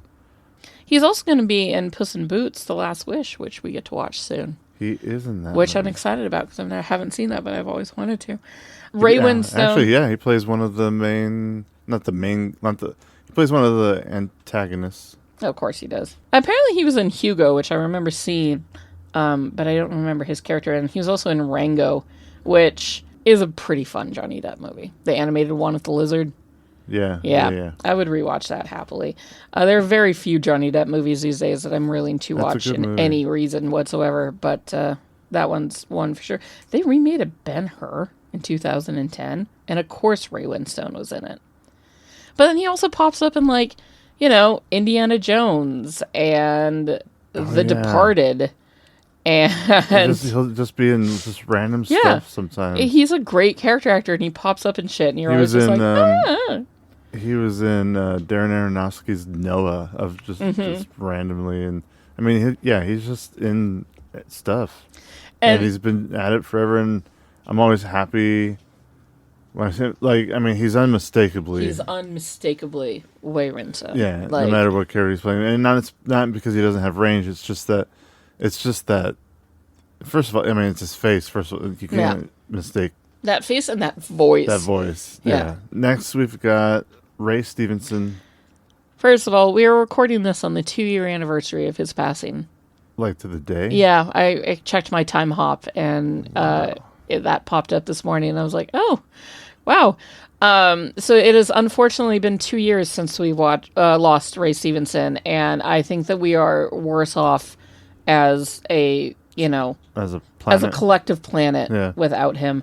He was also in The Three Musketeers as Porthos. Yes. Of course, he was in Thor 1 and 2 as Volstagg. RRR. RRR was the most recent. I mean, I think it's second to last thing that was.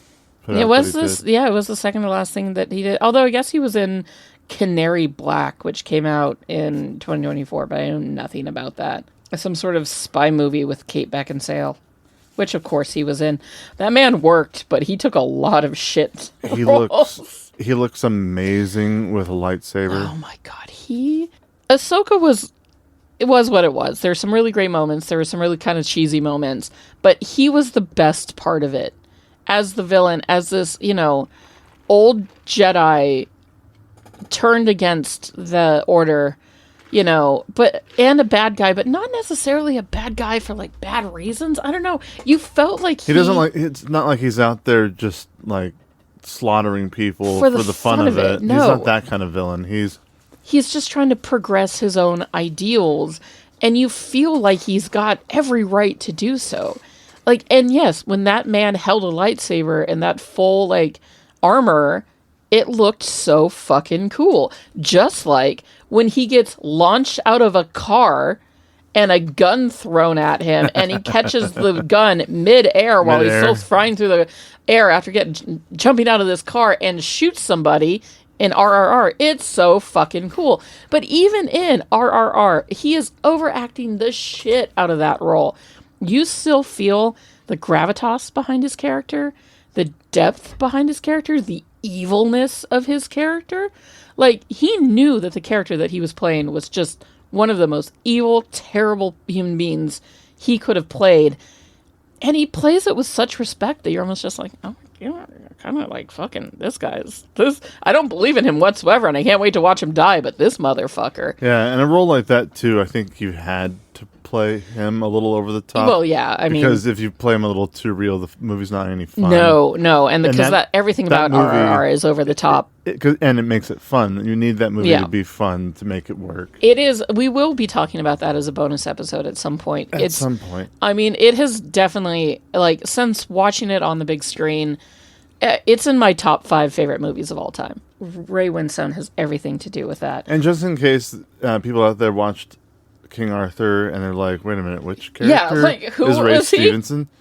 It's so hard. It's not hard to tell, but he was such baby. He was so young. He was so baby But in yes, this. he is the gentleman with the massive axe who breaks the ice, and to save the boy, the small boy's Yeah, life, he's the stoic, the very Quiet, stoic, yeah, very stoic. very quiet.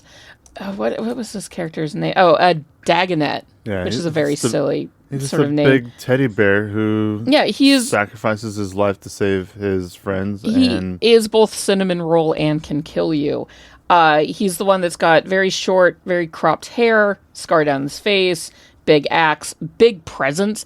I love when after he dies, he's the first of the Knights of the Round Table that dies that we see. yes, I love it when the little kid that he'd been nurturing takes the ring off of his finger, and the ring is like half the size of this kid's fucking he palm. can almost wear it as a bracelet. Yeah, it's huge. And I also thought it was really cute that the Rays are like friends in this movie. So Ray Stevenson and Ray Winstone are like best, like their characters are BFFs. Yeah. And like everything they do for each other. And also there's a wonderful Everything I thing. do. And there's a wonderful thing about Dagonet that he so firmly believes in Arthur that he's always willing to follow him no matter what. Like when everybody he's in else it is pissed. 100%. Yeah. When everybody else is pissed that Rome is, making him do one last mission, he's the one that's like, we're doing it, guys. It's Arthur. Of course we're fucking doing it. We have no choice. But also, this is what we do. And I loved that I love a quiet, stoic, strong character. And he was particularly charming in it. I'll always miss Ray Stevenson because he was a great actor. Great He was presence. great in everything that he did. He had great presence. He could be in stupid shit like the other guys and the Three Musketeers, and then very serious shit like, the Book of Eli and, the best part of some of the worst Star Wars. We were lucky to have Ray Stevenson for as long as we did. It was just one of those deaths that was like, oh man, what a bummer to have lost him so young. I mean, 58. Yeah, 58. So, that's too young. Next, as our main villain, we've got Stellan Skarsgård. This motherfucker. Okay, again, the first movie I ever saw Stellan Skarsgård in. Stellan? Stellan. I always say Stalin. It's not Stalin. No, it's a Stellan. He's not Stalin.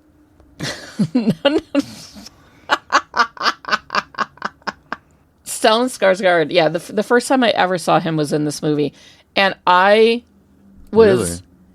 Well, yeah, I can't imagine that I saw too much of his stuff before 2000. Yeah. And I mean, you already said you didn't see Amistad. no, I haven't seen. He was in Amistad. Yeah. Yeah, I would like to watch that. I didn't see Dogville. I didn't see Ronin. I actually might have seen Ronin. In fact, no, I know I saw Ronin because my dad would have watched that film in 1998, but I don't remember his character. The first time I remember vividly seeing this man and being like, holy shit, was in King Arthur, because he plays the villain of this story. He's a Saxon coming to take over England, because that's what they did. And there is a boredness to his character. His character is so bored with what he does. You can see it. He's just like, ugh, another day of carnage, another day of conquering. Give me something fun to do, right? And his character meets King Arthur, and it literally says, finally a man worthy enough to kill. Like, he just wants something interesting to happen in his life because it's just a bunch of, pillaging and murder. And he wants something more to that. And King Arthur, or, Arthur gives that to him. And great chemistry with the rest of the cast. Great chemistry with Clive Owen. Stellan Skarsgård is such a good goddamn actor. This man is such an incredible goddamn actor, and he deserves so many more awards than he probably has. If he does not at least get nominated for something for Andor, it's a fucking crime. I'm worried about Andor's chances of getting any sort of recognition from like the Emmys or the Golden Globes, because it is some of the best television I have seen in a long time, and it just happened to be Star Wars. And Stellan was the best part of it. Luthien, that character was so incredible. From the first time we see him to the last time we see him, Luthien is the father of the rebellion. He gets no credit for it. Like, that goddamn speech he gives at the end of the episode One Way Out, where he talks about what he has sacrificed for the rebellion. I've given up all chance at inner peace. I made my mind a sunless space. I share my dreams with ghosts. I wake up every day to an equation I wrote 15 years ago from which there's only one conclusion. I'm damned for what I do. My anger, my ego, my unwillingness to yield, my eagerness to fight, they set me on a path from which there's no escape. I yearn to be a savior against injustice without contemplating the cost, and by the time I look down, there's no longer any ground beneath my feet. What is my sacrifice? I'm condemned to use the tools of my enemy to defeat them. I burn my decency for someone else's future. I burn my life to make a sunrise that I know I'll never see. Now, the ego that started this fight will never have a mirror or an audience or the light of gratitude. So what do I sacrifice? Everything! Like, that alone deserves him an Emmy. But even though, since it was last season, he can't get it. But he deserves it for this season. That motherfucker he's always one of the best parts of the movies that he's in, because he gives everything to it. He has so much fun in the Thor movies. He has so much fun as that character in the MCU. And something that I read recently, which I thought was really cute, was he was talking about how, because of all of the scenes that he filmed for Thor were always with Natalie Portman and Kat Denning, thank you. I was going to say Darcy, but that was his character's name. Because it's always just the three of them together. He was like, I learned so much about women because of being with those two, because they were just talking and acting as women do. And it was his first time to really kind of be immersed in that. And to so he learned a bunch of love and respect for women because of hanging out with those two. And I'm just like, is that not fucking wholesome? That he was just hanging out with these two younger women being like, aw, these two are great. He seems like a giant teddy bear. He's created some very attractive children. He's been in everything. Stellan Skarsgård, I love you. I think that you're an incredible actor, and I would love to give him a big bear hug. Ray Winstone kind of scares me, right? If I were to meet him, I'd probably be very demure, hello, sir. It's a pleasure, big fan, love you, King Arthur. He'd be, right? I feel like Stellan Skarsgård would give me a giant bear hug and laugh with me. And I would love to get drunk with him. It's great to meet you. Yeah, what a pleasure. And just be really kind and genuine. I want to drink a couple of beers with him and talk to him about his life. And not even in a professional, I just want to meet him. I would love to just go to a bar and have a drink with this whole cast. Oh, fuck yeah. And just sit there and listen to their stories about the making of this movie. It'd be incredible. But Stellan Skarsgård, one of the first things I believe I ever saw him in was The Hunt for Red October. He played the captain of one of the Russian subs. Of course he did.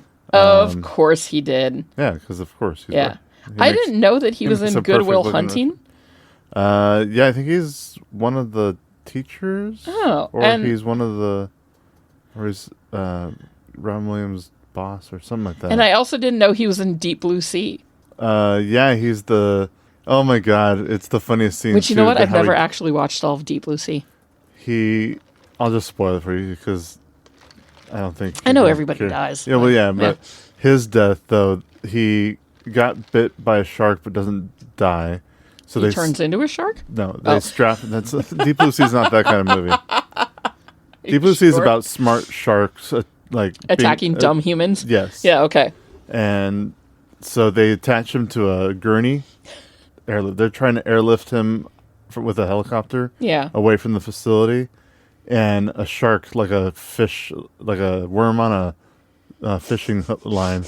Shark jumps up and grabs the gurney with him on it and takes him down, but he doesn't kill him yet. He takes it with his mouth and runs him, goes underwater and runs him into the glass thing, to the facility underwater. The underwater part. So he uses Stellan Skarsgård as like a fucking battering ram. Battering ram. Yeah. To break through into the facility. It's a wild movie, and yeah, his death is just as memorable as many of the others, and I won't tell you one of the best ones. Even the man always seems to have fun in everything he does, and we love him for it. Of course, he also played Bootstrap Bill in Pirates of the Caribbean. Bootstraps. He was in the original Insomnia movie that Nolan later did with Robin Williams and Al Pacino. That was a remake? Yeah, and Stellan Skarsgård plays Al Pacino's part. And it's a young Skarsgård. Okay, so full disclosure, I watched that Insomnia movie, and as I was watching it, I was like, why am I sexually attracted to Al Pacino in this film? Like, he's too old. I am too young. What is this? But I would have gone hard on that character. If he plays that I need to see that movie. Yeah, it's from 1997. That fucking Danish version of that. It takes place it's a Norwegian city with a 24-hour daylight cycle. No, I need to. And Swedish detectives investigate a teen's death. Yeah, I'm gonna have to watch that for personal reasons. Yeah, for personal reasons. Mm-hmm. And then lastly, we'll talk about Stephen Delane, who played Merlin. And he's so unrecognizable in this film. With the blue paint and the big beard and the big bushy eyebrows and everything, he doesn't look like the absolute fucking smoke show that Stephen Delane is in real life. My two favorite things with Stephen Delane, of course, one of them being he played Stannis Baratheon. First of his name. Game of Thrones. Which, terrible character, hot as fuck. Terrible character, killed his daughter. Mm-hmm. Giant piece of shit. To try to win a war and then ended up losing everything. And then he also played King Edward I of England in the movie Outlaw King with Chris Pine. I never saw that. Robert Bruce. I love it so much. Yeah, why haven't I watched that? It is such a good, that seems like something that's right movie. up my alley. It's essentially the sequel to Braveheart. Yeah. Because this takes place after William Wallace's beheading. Mm-hmm. And now Robert the Bruce needs to try to, after all that work that William Wallace does, they ended up surrendering to England anyway. Things don't go well for Scotland after that. Things don't go well for Scotland. But in the meantime, they tell this great story, and there's these great moments between Chris Pine and Stephen Delane, and there's this one take, and I don't know if I ever made you watch the one take. It's the very beginning of the movie. It's like a solid 10-minute oneer between Chris Pine, Stephen Delane, and some other characters, and it's really good. I would like to watch that, absolutely. Stephen Delane has done a ton of stuff. Like we said, Game of Thrones, a lot of British movies. He was in Spy Game. He was in The Hours. He was in Darkest Hour. He was in Chaos, which was that show about the Greek gods. Robin, If You Bite Me. With Jeff Goldblum. Yeah, that everybody loved that only got one season. Yeah, they canceled immediately, even though everybody loved it. But the two things that I know him from outside of film are he played Thomas Jefferson in John Adams. That's right. And while Thomas as you said it, I Jefferson was like- himself is a massive piece of shit. Yes, he helped create our country, but a huge piece of shit. But so fucking hot. Okay. So fucking hot. Just oh my god. He as Jefferson, I'm just sitting there watching that show just like, oh god. Oh my god. And you know what? In fact, if I'm not mistaken, I want to say Yolan Griffiths plays Hamilton, but that's just off the top of my head. I might be wrong. And only for like 2 scenes and 2 episodes. And then he had this very small 1 episode role in The Crown, the first season of The Crown, which is perfect. The first season of The Crown is perfect television. I fell off of The Crown once Princess Diana joined because it felt like watching a horror movie. Because I just wanted to be like, girl, Run. Get out now. Get out now. Leave everything behind and just run. Do not like it. It got a little too real, and I have a deep love for Princess Diana as a human being. And so, yeah, I couldn't watch it after that point. But the first season is perfection. And he plays a artist who does a portrait for Winston Churchill, played by John Lithgow. And ultimately, Churchill does not like that original portrait that the guy makes of him. And it becomes a whole thing. But their scenes together where they talk about life and losses, oh my God, just a powerhouse acting between John Lithgow and Stephen Delane.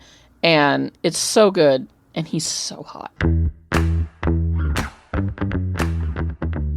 So really quickly, just to get right what I got wrong a few minutes ago, Yolan Griffith is not Alexander Hamilton of John Adams' miniseries. It is Rufus Sewell, who honestly, those two are pretty like twin actors. So it's easy to get them mistaken for one or the other. But yes, it's Rufus Sewell who plays Alexander Hamilton in that. And I never actually got to those episodes because John Adams is fucking boring. You didn't watch the whole thing? I don't think I've ever finished the whole thing. Like, it was boring. Yeah. But I just like, I gotta watch I mean, there were some good parts. David Morse is George Washington. I'll love David Morse forever. And again, Stephen Delane. And but what's his face from from Batman Begins is Benjamin Franklin. Tom Wilkinson. Yeah, he does a great job. He does. So does Danny Houston as Sam so Adams. There's some highlights to that miniseries, but then there's overall, also the world's most uncomfortable sex scene between Paul Giamatti and Laura Linney, which is sort of seared into my brain of just like, ugh. This is the story. You wonder, what story could we tell about King Arthur? We have so many stories of all the different battles that he went through, of all the different adventures he and his knights went on. But they chose the story where he saves the Pope's favorite godson.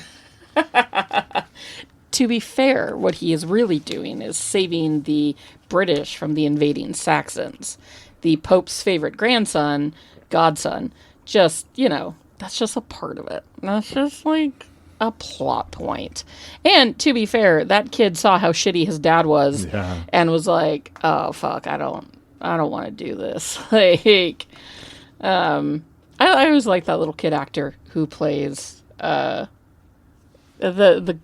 godson. Actually, I always thought he holds his own well, considering most of his role is just like staring off into the middle distance and looking worried. I want to fight. Yeah, no, you can't fight. Dude, sorry. no, we just Go away. The whole reason for any of this is because you need to live. Yeah, but let us do our job. So there is a lot to be said about how historic and truthful King Arthur is, right? Because he could have been a real person. He could have been an amalgamation and a composite of a bunch of different early British rulers. He could have been a lot of things. There could have been magic back in those old days. We don't know. I think we do. I mean, I don't know. I like to believe that maybe magic died out for a little while. Isn't that what Middle Earth was? Middle Earth is like what Earth was. Our planet was so long ago that there's no memory. Like it's so old that there is no remnants of it at all. Yeah. And back then, magic existed, but that was millions of years ago. So anyway, I think. But I mean, I don't know. I guess it's what you want to believe in.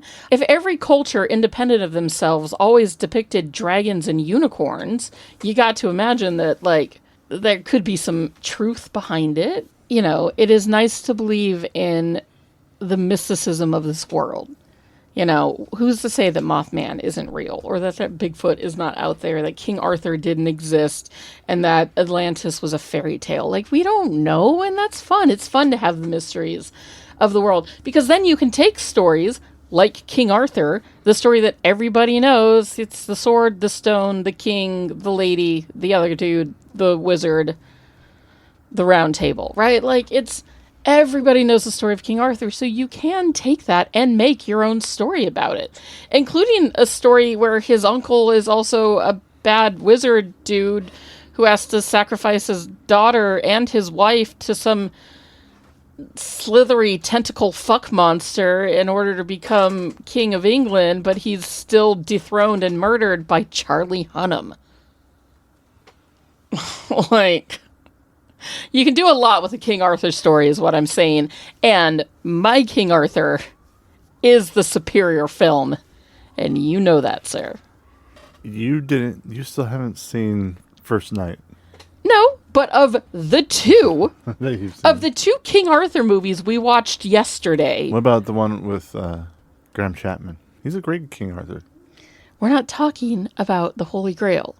We're talking about the two King Arthurs we watched yesterday, which are the Clive Owen version and the Charlie Hunnam version. Okay. And you made me sit through the Charlie Hunnam version, and there was not enough weed or alcohol to get me through that movie without a look of sheer confused disgust on my face. And there were like 4 scenes tops that I thoroughly enjoyed. Yes, 4. One was when they broke King Arthur or Charlie Hunnam, when they broke Charlie Hunnam out of like his almost immediate to be execution, and they saved him from that, and then had to like run around the city, and it was all kind of like guerrilla street warfare / like insane camera views where like they hooked the cameras to the entire cast and had them running through town, so you got that really weird like up front. Like, that was fun fucking Guy Ritchie action, right? Like, and when they were just being bros and dudes, and the only concern was like, how do we get the throne back from your uncle who killed your father and took it from you? That was a good, entertaining story. And then they mixed in this stupid fucking mysticism, right? This witchcraft. And while the mage was pretty cool because like she could control animals, and that helped a little bit. Like, not enough, but it helped enough. A little bit. Yes, it helped enough. Whereas great distractions. Yeah, always great distractions. It was always great distractions. And so that was fine. But like the uncle with the tentacle fuck monster and the big giant like fucking Hercules, it's like a villain that he became. It's like a squid genie. Yeah, a squid genie lives under the castle. Yeah, but you know that thing was like, if you really want the price is you kill your daughter or you ejaculate on me. And I think Jude Law was like, I don't think I can do either. I would rather kill my daughter than ejaculate on you. And, by the way, the one part that Jude Law was any good in that entire film was when he murders his daughter and is sad about it. Like, the movie's atrocious. Oh, it's so much fun. I had fun for 20 minutes of a 2-hour runtime. All right. And half the time, they were either mumbling things that I couldn't quite understand, so I entirely missed, like, I have no idea what fucking Littlefinger Goose Fat Bill, like, why they at one point they tell you why his name is called that, and it was mumbled in half whispers, and I missed all of it, right? The other half of the time, it's just really loud, bombastic, terrible CGI, and the exposition was insane. They showed you shit that didn't pay off until the very end of the film that you forgot about, but the way they showed it to you was in really weird, like, the editing was really fucking weird, and the flash forwards and the flashbacks happening at the same time was really fucking weird. it wasn't that good of a... I would give it a 2, and that is purely based on just what little I enjoyed some of those scenes. Don't get me wrong, we all have our terrible, awful, awesome action movies that we love. I can't join you on that road, though. Well, I mean, you're not far off. I'd give it probably like a 2.5. But you own it. Yeah, because you own the physical copy. Because it's fun to watch. How often do you watch it? Not that often. But I have a lot of, like, I've always had those, like, terrible... You were just talking about it with this movie when Commando you were talking about... and... Yeah. Yeah, no, I totally get it. But that's really bad. Oh, what did you say the Rotten Tomatoes for My King Arthur was? It was low. I don't know. 30-something? Because this King Arthur gets a 31%. Hold on, let me pull up the other one. 30. Who? What? People? Neck and neck. I don't get it. I don't get it. Because at least with the 2004 King Arthur, at the very least you're getting a fun, like, ancient history battle out of it. Even I admit that the Clive Owen one is the better film overall. But it's better. The music's better. The cinematography everything. is better. Everything's so better. how is it not liked? How is I it don't liked know. less? I don't know. I don't know how. Wrong time, wrong place. Maybe that's it. Maybe it is a wrong time, wrong place. Across the board. This is upsetting. Across the board, people liked the Charlie Hunnam version more than the Clive Owen version. You know what the Clive Owen version needs? Is it needs to be one of those movies that people find on Netflix that they tweet about that then becomes viral and everybody watches. Yeah, you know how it's like, you know, like, oh, King Arthur's number 5 in movies this week. Like it's the way that streaming movies and having so many movies to stream allows you to discover old films that weren't appreciated for their time.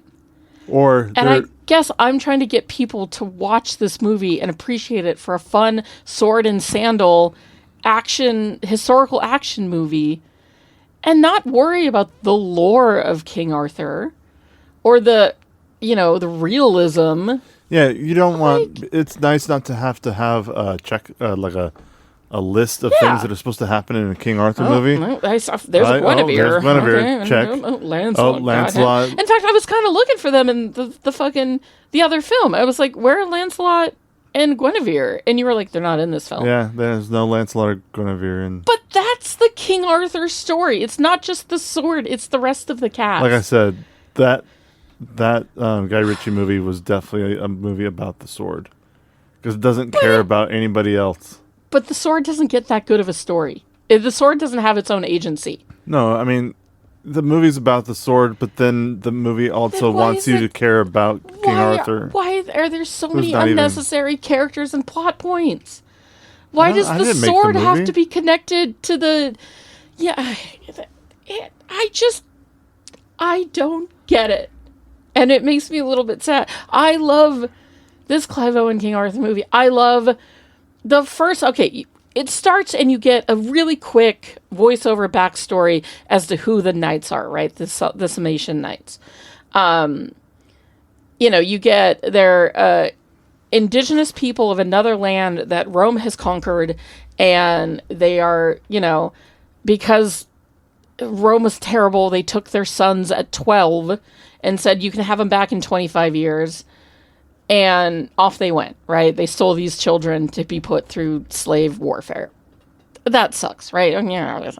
But then it just gets right into it. And one of the first things you see is a pretty legit battle sequence between the Picts and a Roman cavalry that are carrying a bishop to Hadrian's Wall to, do his fucking Roman bishopy shit, whatever. And, that battle sequence is pretty legit. Right, you're talking indigenous guerrilla warfare versus Rome, so the height of imperial weaponry at that time, and it's a fun battle sequence. People getting shot, people getting murdered, beheaded. Like, we get to see all of our different, like, heroes in different heroic things. You get to see the mercy of King Arthur when he doesn't kill that one guy. Like, it shows you what kind of a good man Arthur is, even though he's a warrior for the Empire. But eventually he becomes the king of the rebellion, and we get to see that, and it's cool. It is very cool. There's no real, like, magic beyond just sort of whatever, like, implied natural magic that Merlin has.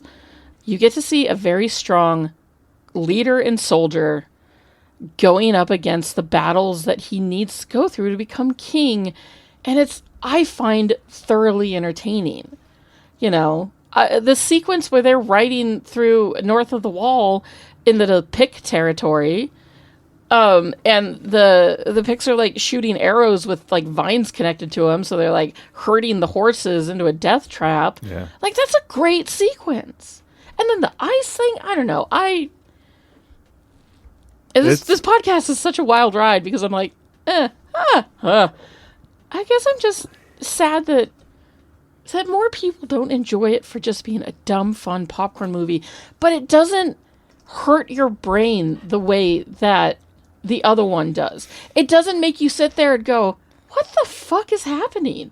There were countless times that I did not understand what was happening on that screen because it was making no sense into what we had already seen in the story.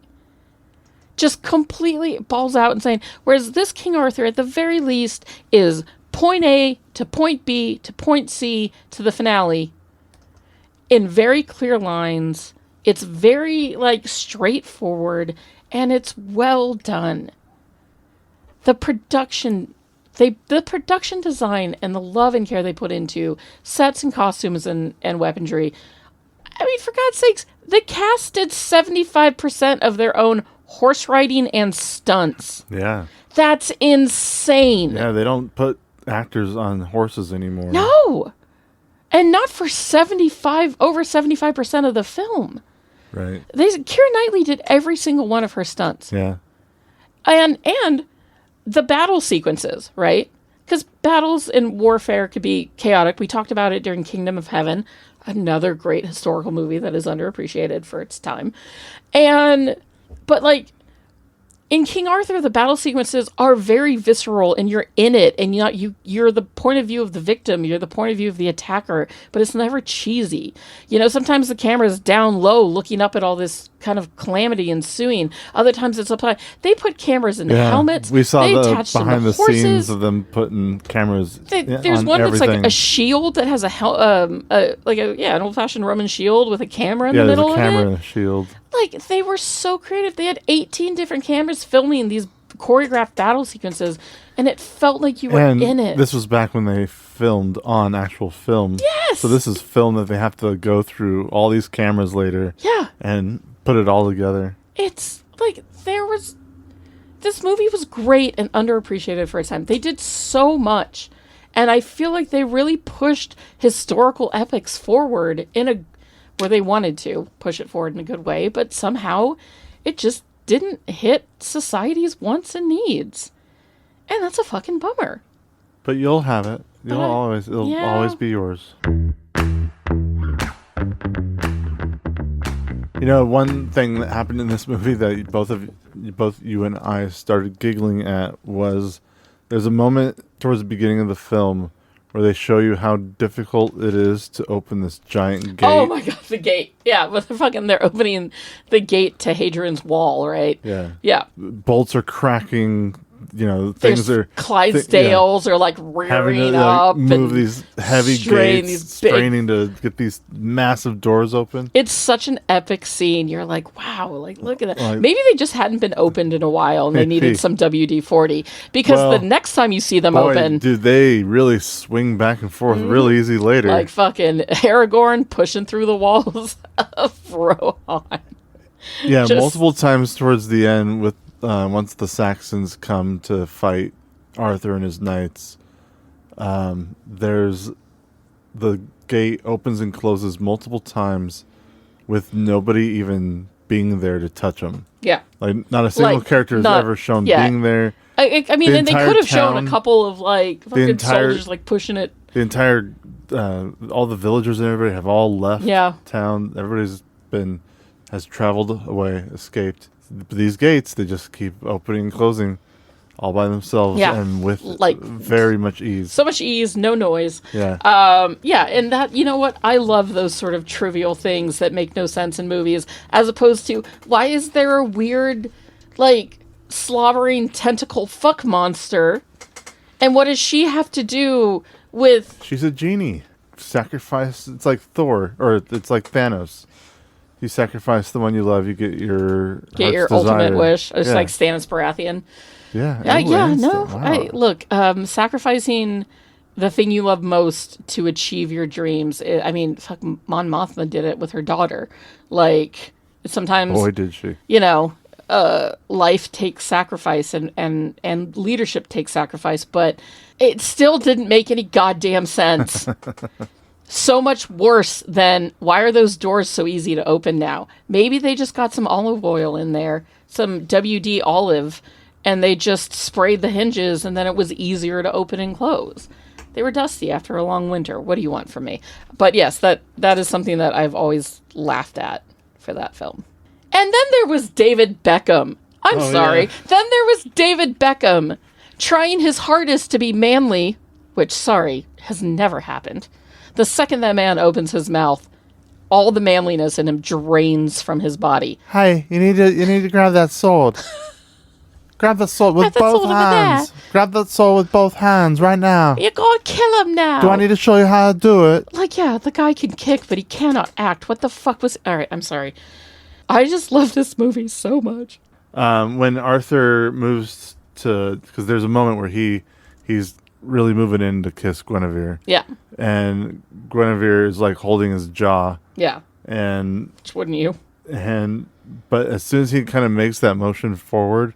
She gives him that like a smirk, like, you want me. Mm-hmm. I know you want me, but I'm not gonna let you have me right now. Oh, it's and just like pushes him away, like Elizabeth and but then, like, Darcy and Lorraine. But then straight up just sneak attacks him in the middle of the night.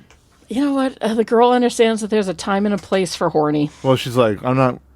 If we start kissing out here in the open during the day, things are going to happen. We're going to regret. Yeah. And people don't want to see. Ew. So might as well just hold him back right now. But like Tracy Jordan and his wife on 30 Rock. Like, this is happening. This is happening. And turn away if you don't want to see it. Yeah, I totally bought their chemistry. And I bought her as not... as a warrior in the sense that she had to grow up in this wild environment and had to be taught how to survive, right? Which I'm sure plenty of people were like, well, how does she know how to use a bow and arrow? But, like, she grew up in the wild. Well, she grew up with all those other people who... Picks. Yeah, she's warrior. She's already with that. Who cares if we didn't see it? Yeah, see her childhood of it. Like, you get enough of it. Like, I fully bought it. As soon as she put on that blue paint, I totally bought that she was part of this tribe of people. Man, seeing those actors just majestically on top of their horses riding through a scene, like, ugh, that shit just doesn't happen anymore. The army, that they gathered a bunch of extras and old soldiers and random people from Ireland and taught them over the course of a couple of days how to pretend to be a Saxon army. And then they got to dress up. Yeah. They got to LARP for real. For real. And probably get a paycheck, too. Yeah, Small, but... a couple $100. Still, I would do it for free. Yeah. I mean, I wouldn't tell them that I would do it for free. No, you'd get paid. But I would do it for free. Yeah. Because that looked like so much fun. Like, they gave them a shield and a spear. Yeah. And they start doing drills. And they're marching up and down. They're getting in different poses. Attacking, defending. Yeah, they're learning the drills. They're learning all the drills and all the parts, and then they march with groups in small groups, and then those groups get bigger. Mm-hmm. That alone, right there, I'm like already having so much fun. And then you get to put on costumes. Yeah, and get all dirtied up, and then get makeup and mud in your face, and then go told to attack. Yeah, all right, now go. And now I'm being filmed on camera for a movie, like that. That shit would be I would totally take a week off. I'm work to do that. sure there's some moments where it's long, hot, sticky, sweaty, smelly. You're hungry. You're thirsty. You're tired. You just want to sleep in a warm bed. Yeah. You just want to shower. But like, I understand all that. You're also getting paid to make believe. It's with still your a friends. job. But yeah, in the end, what a cool thing to do. Behind the scenes, one of those guys looked at the camera and was like, "Hi, Mom, I'm a movie star." Something like that. I'm a star. I'm a star, Mom. Like, which so fucking cute. Yeah, I don't know. We all have our terrible movies that we love on a lazy Saturday afternoon, and this isn't terrible, but it's still my lazy Saturday afternoon film. It's that cozy. Oh, sure, yeah, you know, absolutely. This is definitely one of those like I haven't got a watched couple this in a hours. long ass time. It's been years. Yeah. Like, you want to watch King Arthur? Fuck yeah, Fuck yeah, let's watch absolutely. it. I love all those guys. Yeah. And then you watch it again, and you're like, damn, this is so much fun. Oh, And, this is I'm going to go listen to the soundtrack now. look at the way Tristan shot that guy out of the tree. Love it how he shoots that guy out of the tree. He's so dramatic. Well, the way he's like testing the air, like Yeah. the wind, and like angling the boat, like Hawkeye does. Yeah. in And how does he Avengers. even know that guy's in the tree? Doesn't matter. Doesn't matter. He's Tristan. plink, and you just see this arrow like really cheesily like soar over the castle wall, and then just go into the tree and just And he just falls out of the tree, just like boom. anyway. It was comedic. It was a comedic moment in like this really kind of serious film of the King Arthur world, and it's just it's a very laugh out loud moment in the movie. You know what? I'm not the only one who loves this fucking movie, because back in July of 2015, so almost 10 years ago, somebody on a website called 615 Film writes, the headline is King Arthur, an underrated cult classic with one of the most stacked ensemble cast ever assembled. But yeah. It's a great cast. Fucking cast. And it's a bunch of people that at the time you're like, I recognize some of these guys, but I don't know their names. And now you're just like, oh yeah, that's Joel Edgerton. Oh yeah, that's fucking Mads Ray Mikkelsen. Winstone. Of course, that's Hugh Dancy. Yeah. You know, like, I guess I'm just, I don't know, whatever. I love this movie. Fucking, I'm giving this movie 4.5 stars. I love it. I will always love it. It's, you know, it's a perfect film, and it's just sort of everything that I want it to be. Right? Is this silly little film? It is silly. Yeah. But it's really great. It's a really great one. I would give it 3.5 stars. Fair? I wish the story was just a little bit more King Arthur-y. I don't know. Yeah, okay, so you're looking for a little bit more of the myth and magic. A little bit, but I don't need anything too You don't need supernatural. fucking King Arthur, the Legend of the Sword. Yeah, I don't need. I'm not saying let's go that far, and I'm not even saying He's that fucking there's. fighting Skeletor. I'm not even saying there has to be a lady in the lake. It was. You know what the weird part for this movie was getting used to is just the idea of King Arthur fighting for the Romans. Well, I know, and I know the era supposedly there that he really came was from. I know. a Lucius Arturus Castus. Right, a I understand all 2nd century that. Roman commander. But getting my head into that space of That it's it's possibly from The Roman, the Roman times and not more, just the King of England. Yeah, more medieval history. More medieval history kind of King Arthur story. Okay. But that's a me problem. That's not the movie's problem, because the movie's not trying to tell that story. It's trying to tell a more grounded, realistic story that's based off of more theories than actual proof. But also more theories and less fantasy. Less fantasy, and I'm fine with that. It, like you said, it is a fun Saturday afternoon kind of movie. That doesn't leave you feeling stupid for having watched it. No, it's Like, got you come out of got it- a great beginning, middle, and to then it. you're humming that music the whole And time. you're saddened by those we lost. Yeah. And you're hopeful excited for the future. For England's future. Yeah. Yeah. If anybody listening has just decided to listen instead of watching it, yeah. Look it up. It's it's great. Fun watch. Yeah, it's a great watch. And I I mean, feel like honestly, any of those actors we talked about. Yeah. They don't disappoint. And they're all fucking babes. Babes. Babes. Babes across the board.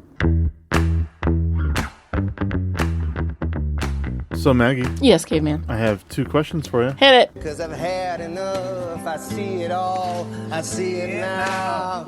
I got the eye of a tiger, fighter, dancing through the fire. Cause I am a champion, and you're gonna hear me roar. Yeah, I know. Oh, he's just so fucking cute, and I just love him so goddamn much. And I just want to be his friend and listen to him just be like, just play your guitar around me all the time. Please release an album. Please do a musical. Please, Oscar Isaac. Put more music into my life. Because I have what few songs I can listen to that are streaming that he has sung, and I play them a lot, and I love all of them, but like, I want one full album or a musical. Universe, I'm asking this of you. I've asked so little. Anyways, just give me more Oscar Isaac singing. That's all I want. Like, why has he not been in a musical? First question, would the presence of Oscar Isaac in King Arthur have made that movie better? Could you imagine another handsome man in that movie? Fucking yes, I can. Yeah, I'm So, sure it's not hard for you. No, it would not have made it better. Yes, it would have made the Charlie Hunnam version better. Yeah. All right. So, fair. yeah. All right. All right. Well, second question: which part would Oscar Isaac have played in both these King Arthur movies? Just because I want to hear both answers. So this is a tough one because I don't want to detract the hotness of that cast.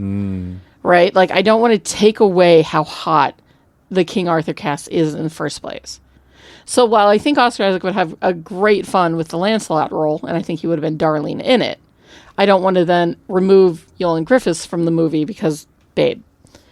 So I would want him to be the character Joel's, who I closed my computer already, so I can't say who actually did it, but he was the squire slash, like, kind of the squire to the group, right? He was always there helping them. He was their horse master. He was their, attaché.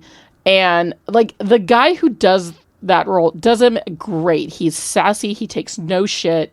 When the Roman bishop guy is like, oh, these are the rules we go by. It was Russian.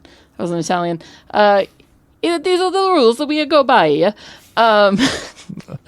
When he's sassing off the bishop, when the Joel's character is like, I don't know. It's the perfect small character that I could shove Oscar Isaac into, so I still get to be like, oh my God, there's Oscar Isaac and Ray Stevenson and Clive Owen sharing the same screen. Like, believe me, I would have loved that. But it wouldn't have, taken away from how fucking hot the cast of that King Arthur is. So that's my answer for that one. As for the other one, literally all the roles except for Digimon Hansu and fucking Kingsley Ben Adair, whatever his name is, and Littlefinger. So I would want just every character that's not those 3 other men is played by Oscar Isaac, and he could replace every still would other person. have been so much better. But if I had to be real about it, I would have said Charlie Hunnam, because at least Jude Law is giving it his Jude Law-ist, right? Like, he's getting that paycheck, he is overacting, he's having his fun time, and it kind of works, right? Because you're like, all right, Jude Law, I expect this from you. But Charlie Hunnam's just bad at acting. So yes, replace him with Oscar Isaac. It would have been a far superior film, even with how incomprehensibly stupid it was. So, yeah, what a fun trip down King Arthur Lane. I think it would have been funny to see Oscar Isaac get shot out of a tree in your King Arthur. Fine, I'll give you that. But I'll never love him more than you, but it's close. That has been this month's bonus episode of Movie Mingle on King Arthur's, and we hope that you'd enjoyed it as much as we enjoyed bringing it to you. Everybody has their dumb movies that they love endlessly, and at least mine are somewhat superior to my husband's. So we got that going for us. Join us next week when we will be talking about the classic romantic sad film Call Me By Your Name. And we look forward to bringing that episode to you on Wednesday as usual. Until then, you can find us on Instagram, Threads, and Letterboxd at MovieMinglePod. You can find us on YouTube at MovieMinglePodcast, and write us any questions, comments, thoughts, and concerns in your favorite King Arthur movies at movieminglepod@gmail.com. We love getting letters from anyone and everyone. We will see you next time here at Movie Mingle, but until then, take care of yourselves, be safe in this big, wide, crazy world. And remember, hotties. This movie is filled with hotties. Go watch it. And go mingle. Bye! Are you an effective team? We are an effective team. Let them fight. How did you just do that? I'm a really good lawyer. Here on Caladan, we've ruled by air power and sea power. On Arrakis, we need to cultivate desert power. Welcome, Mr. Beach. What's that bar? I'm a little confused. Well, we wouldn't want that, would we? I don't want to brag, but I will. I was in the Avengers. The Avengers? Yeah. That's great. Thank you. What is that? I'm gonna make him an offer he can't refuse. Toga, toga, toga, toga, toga.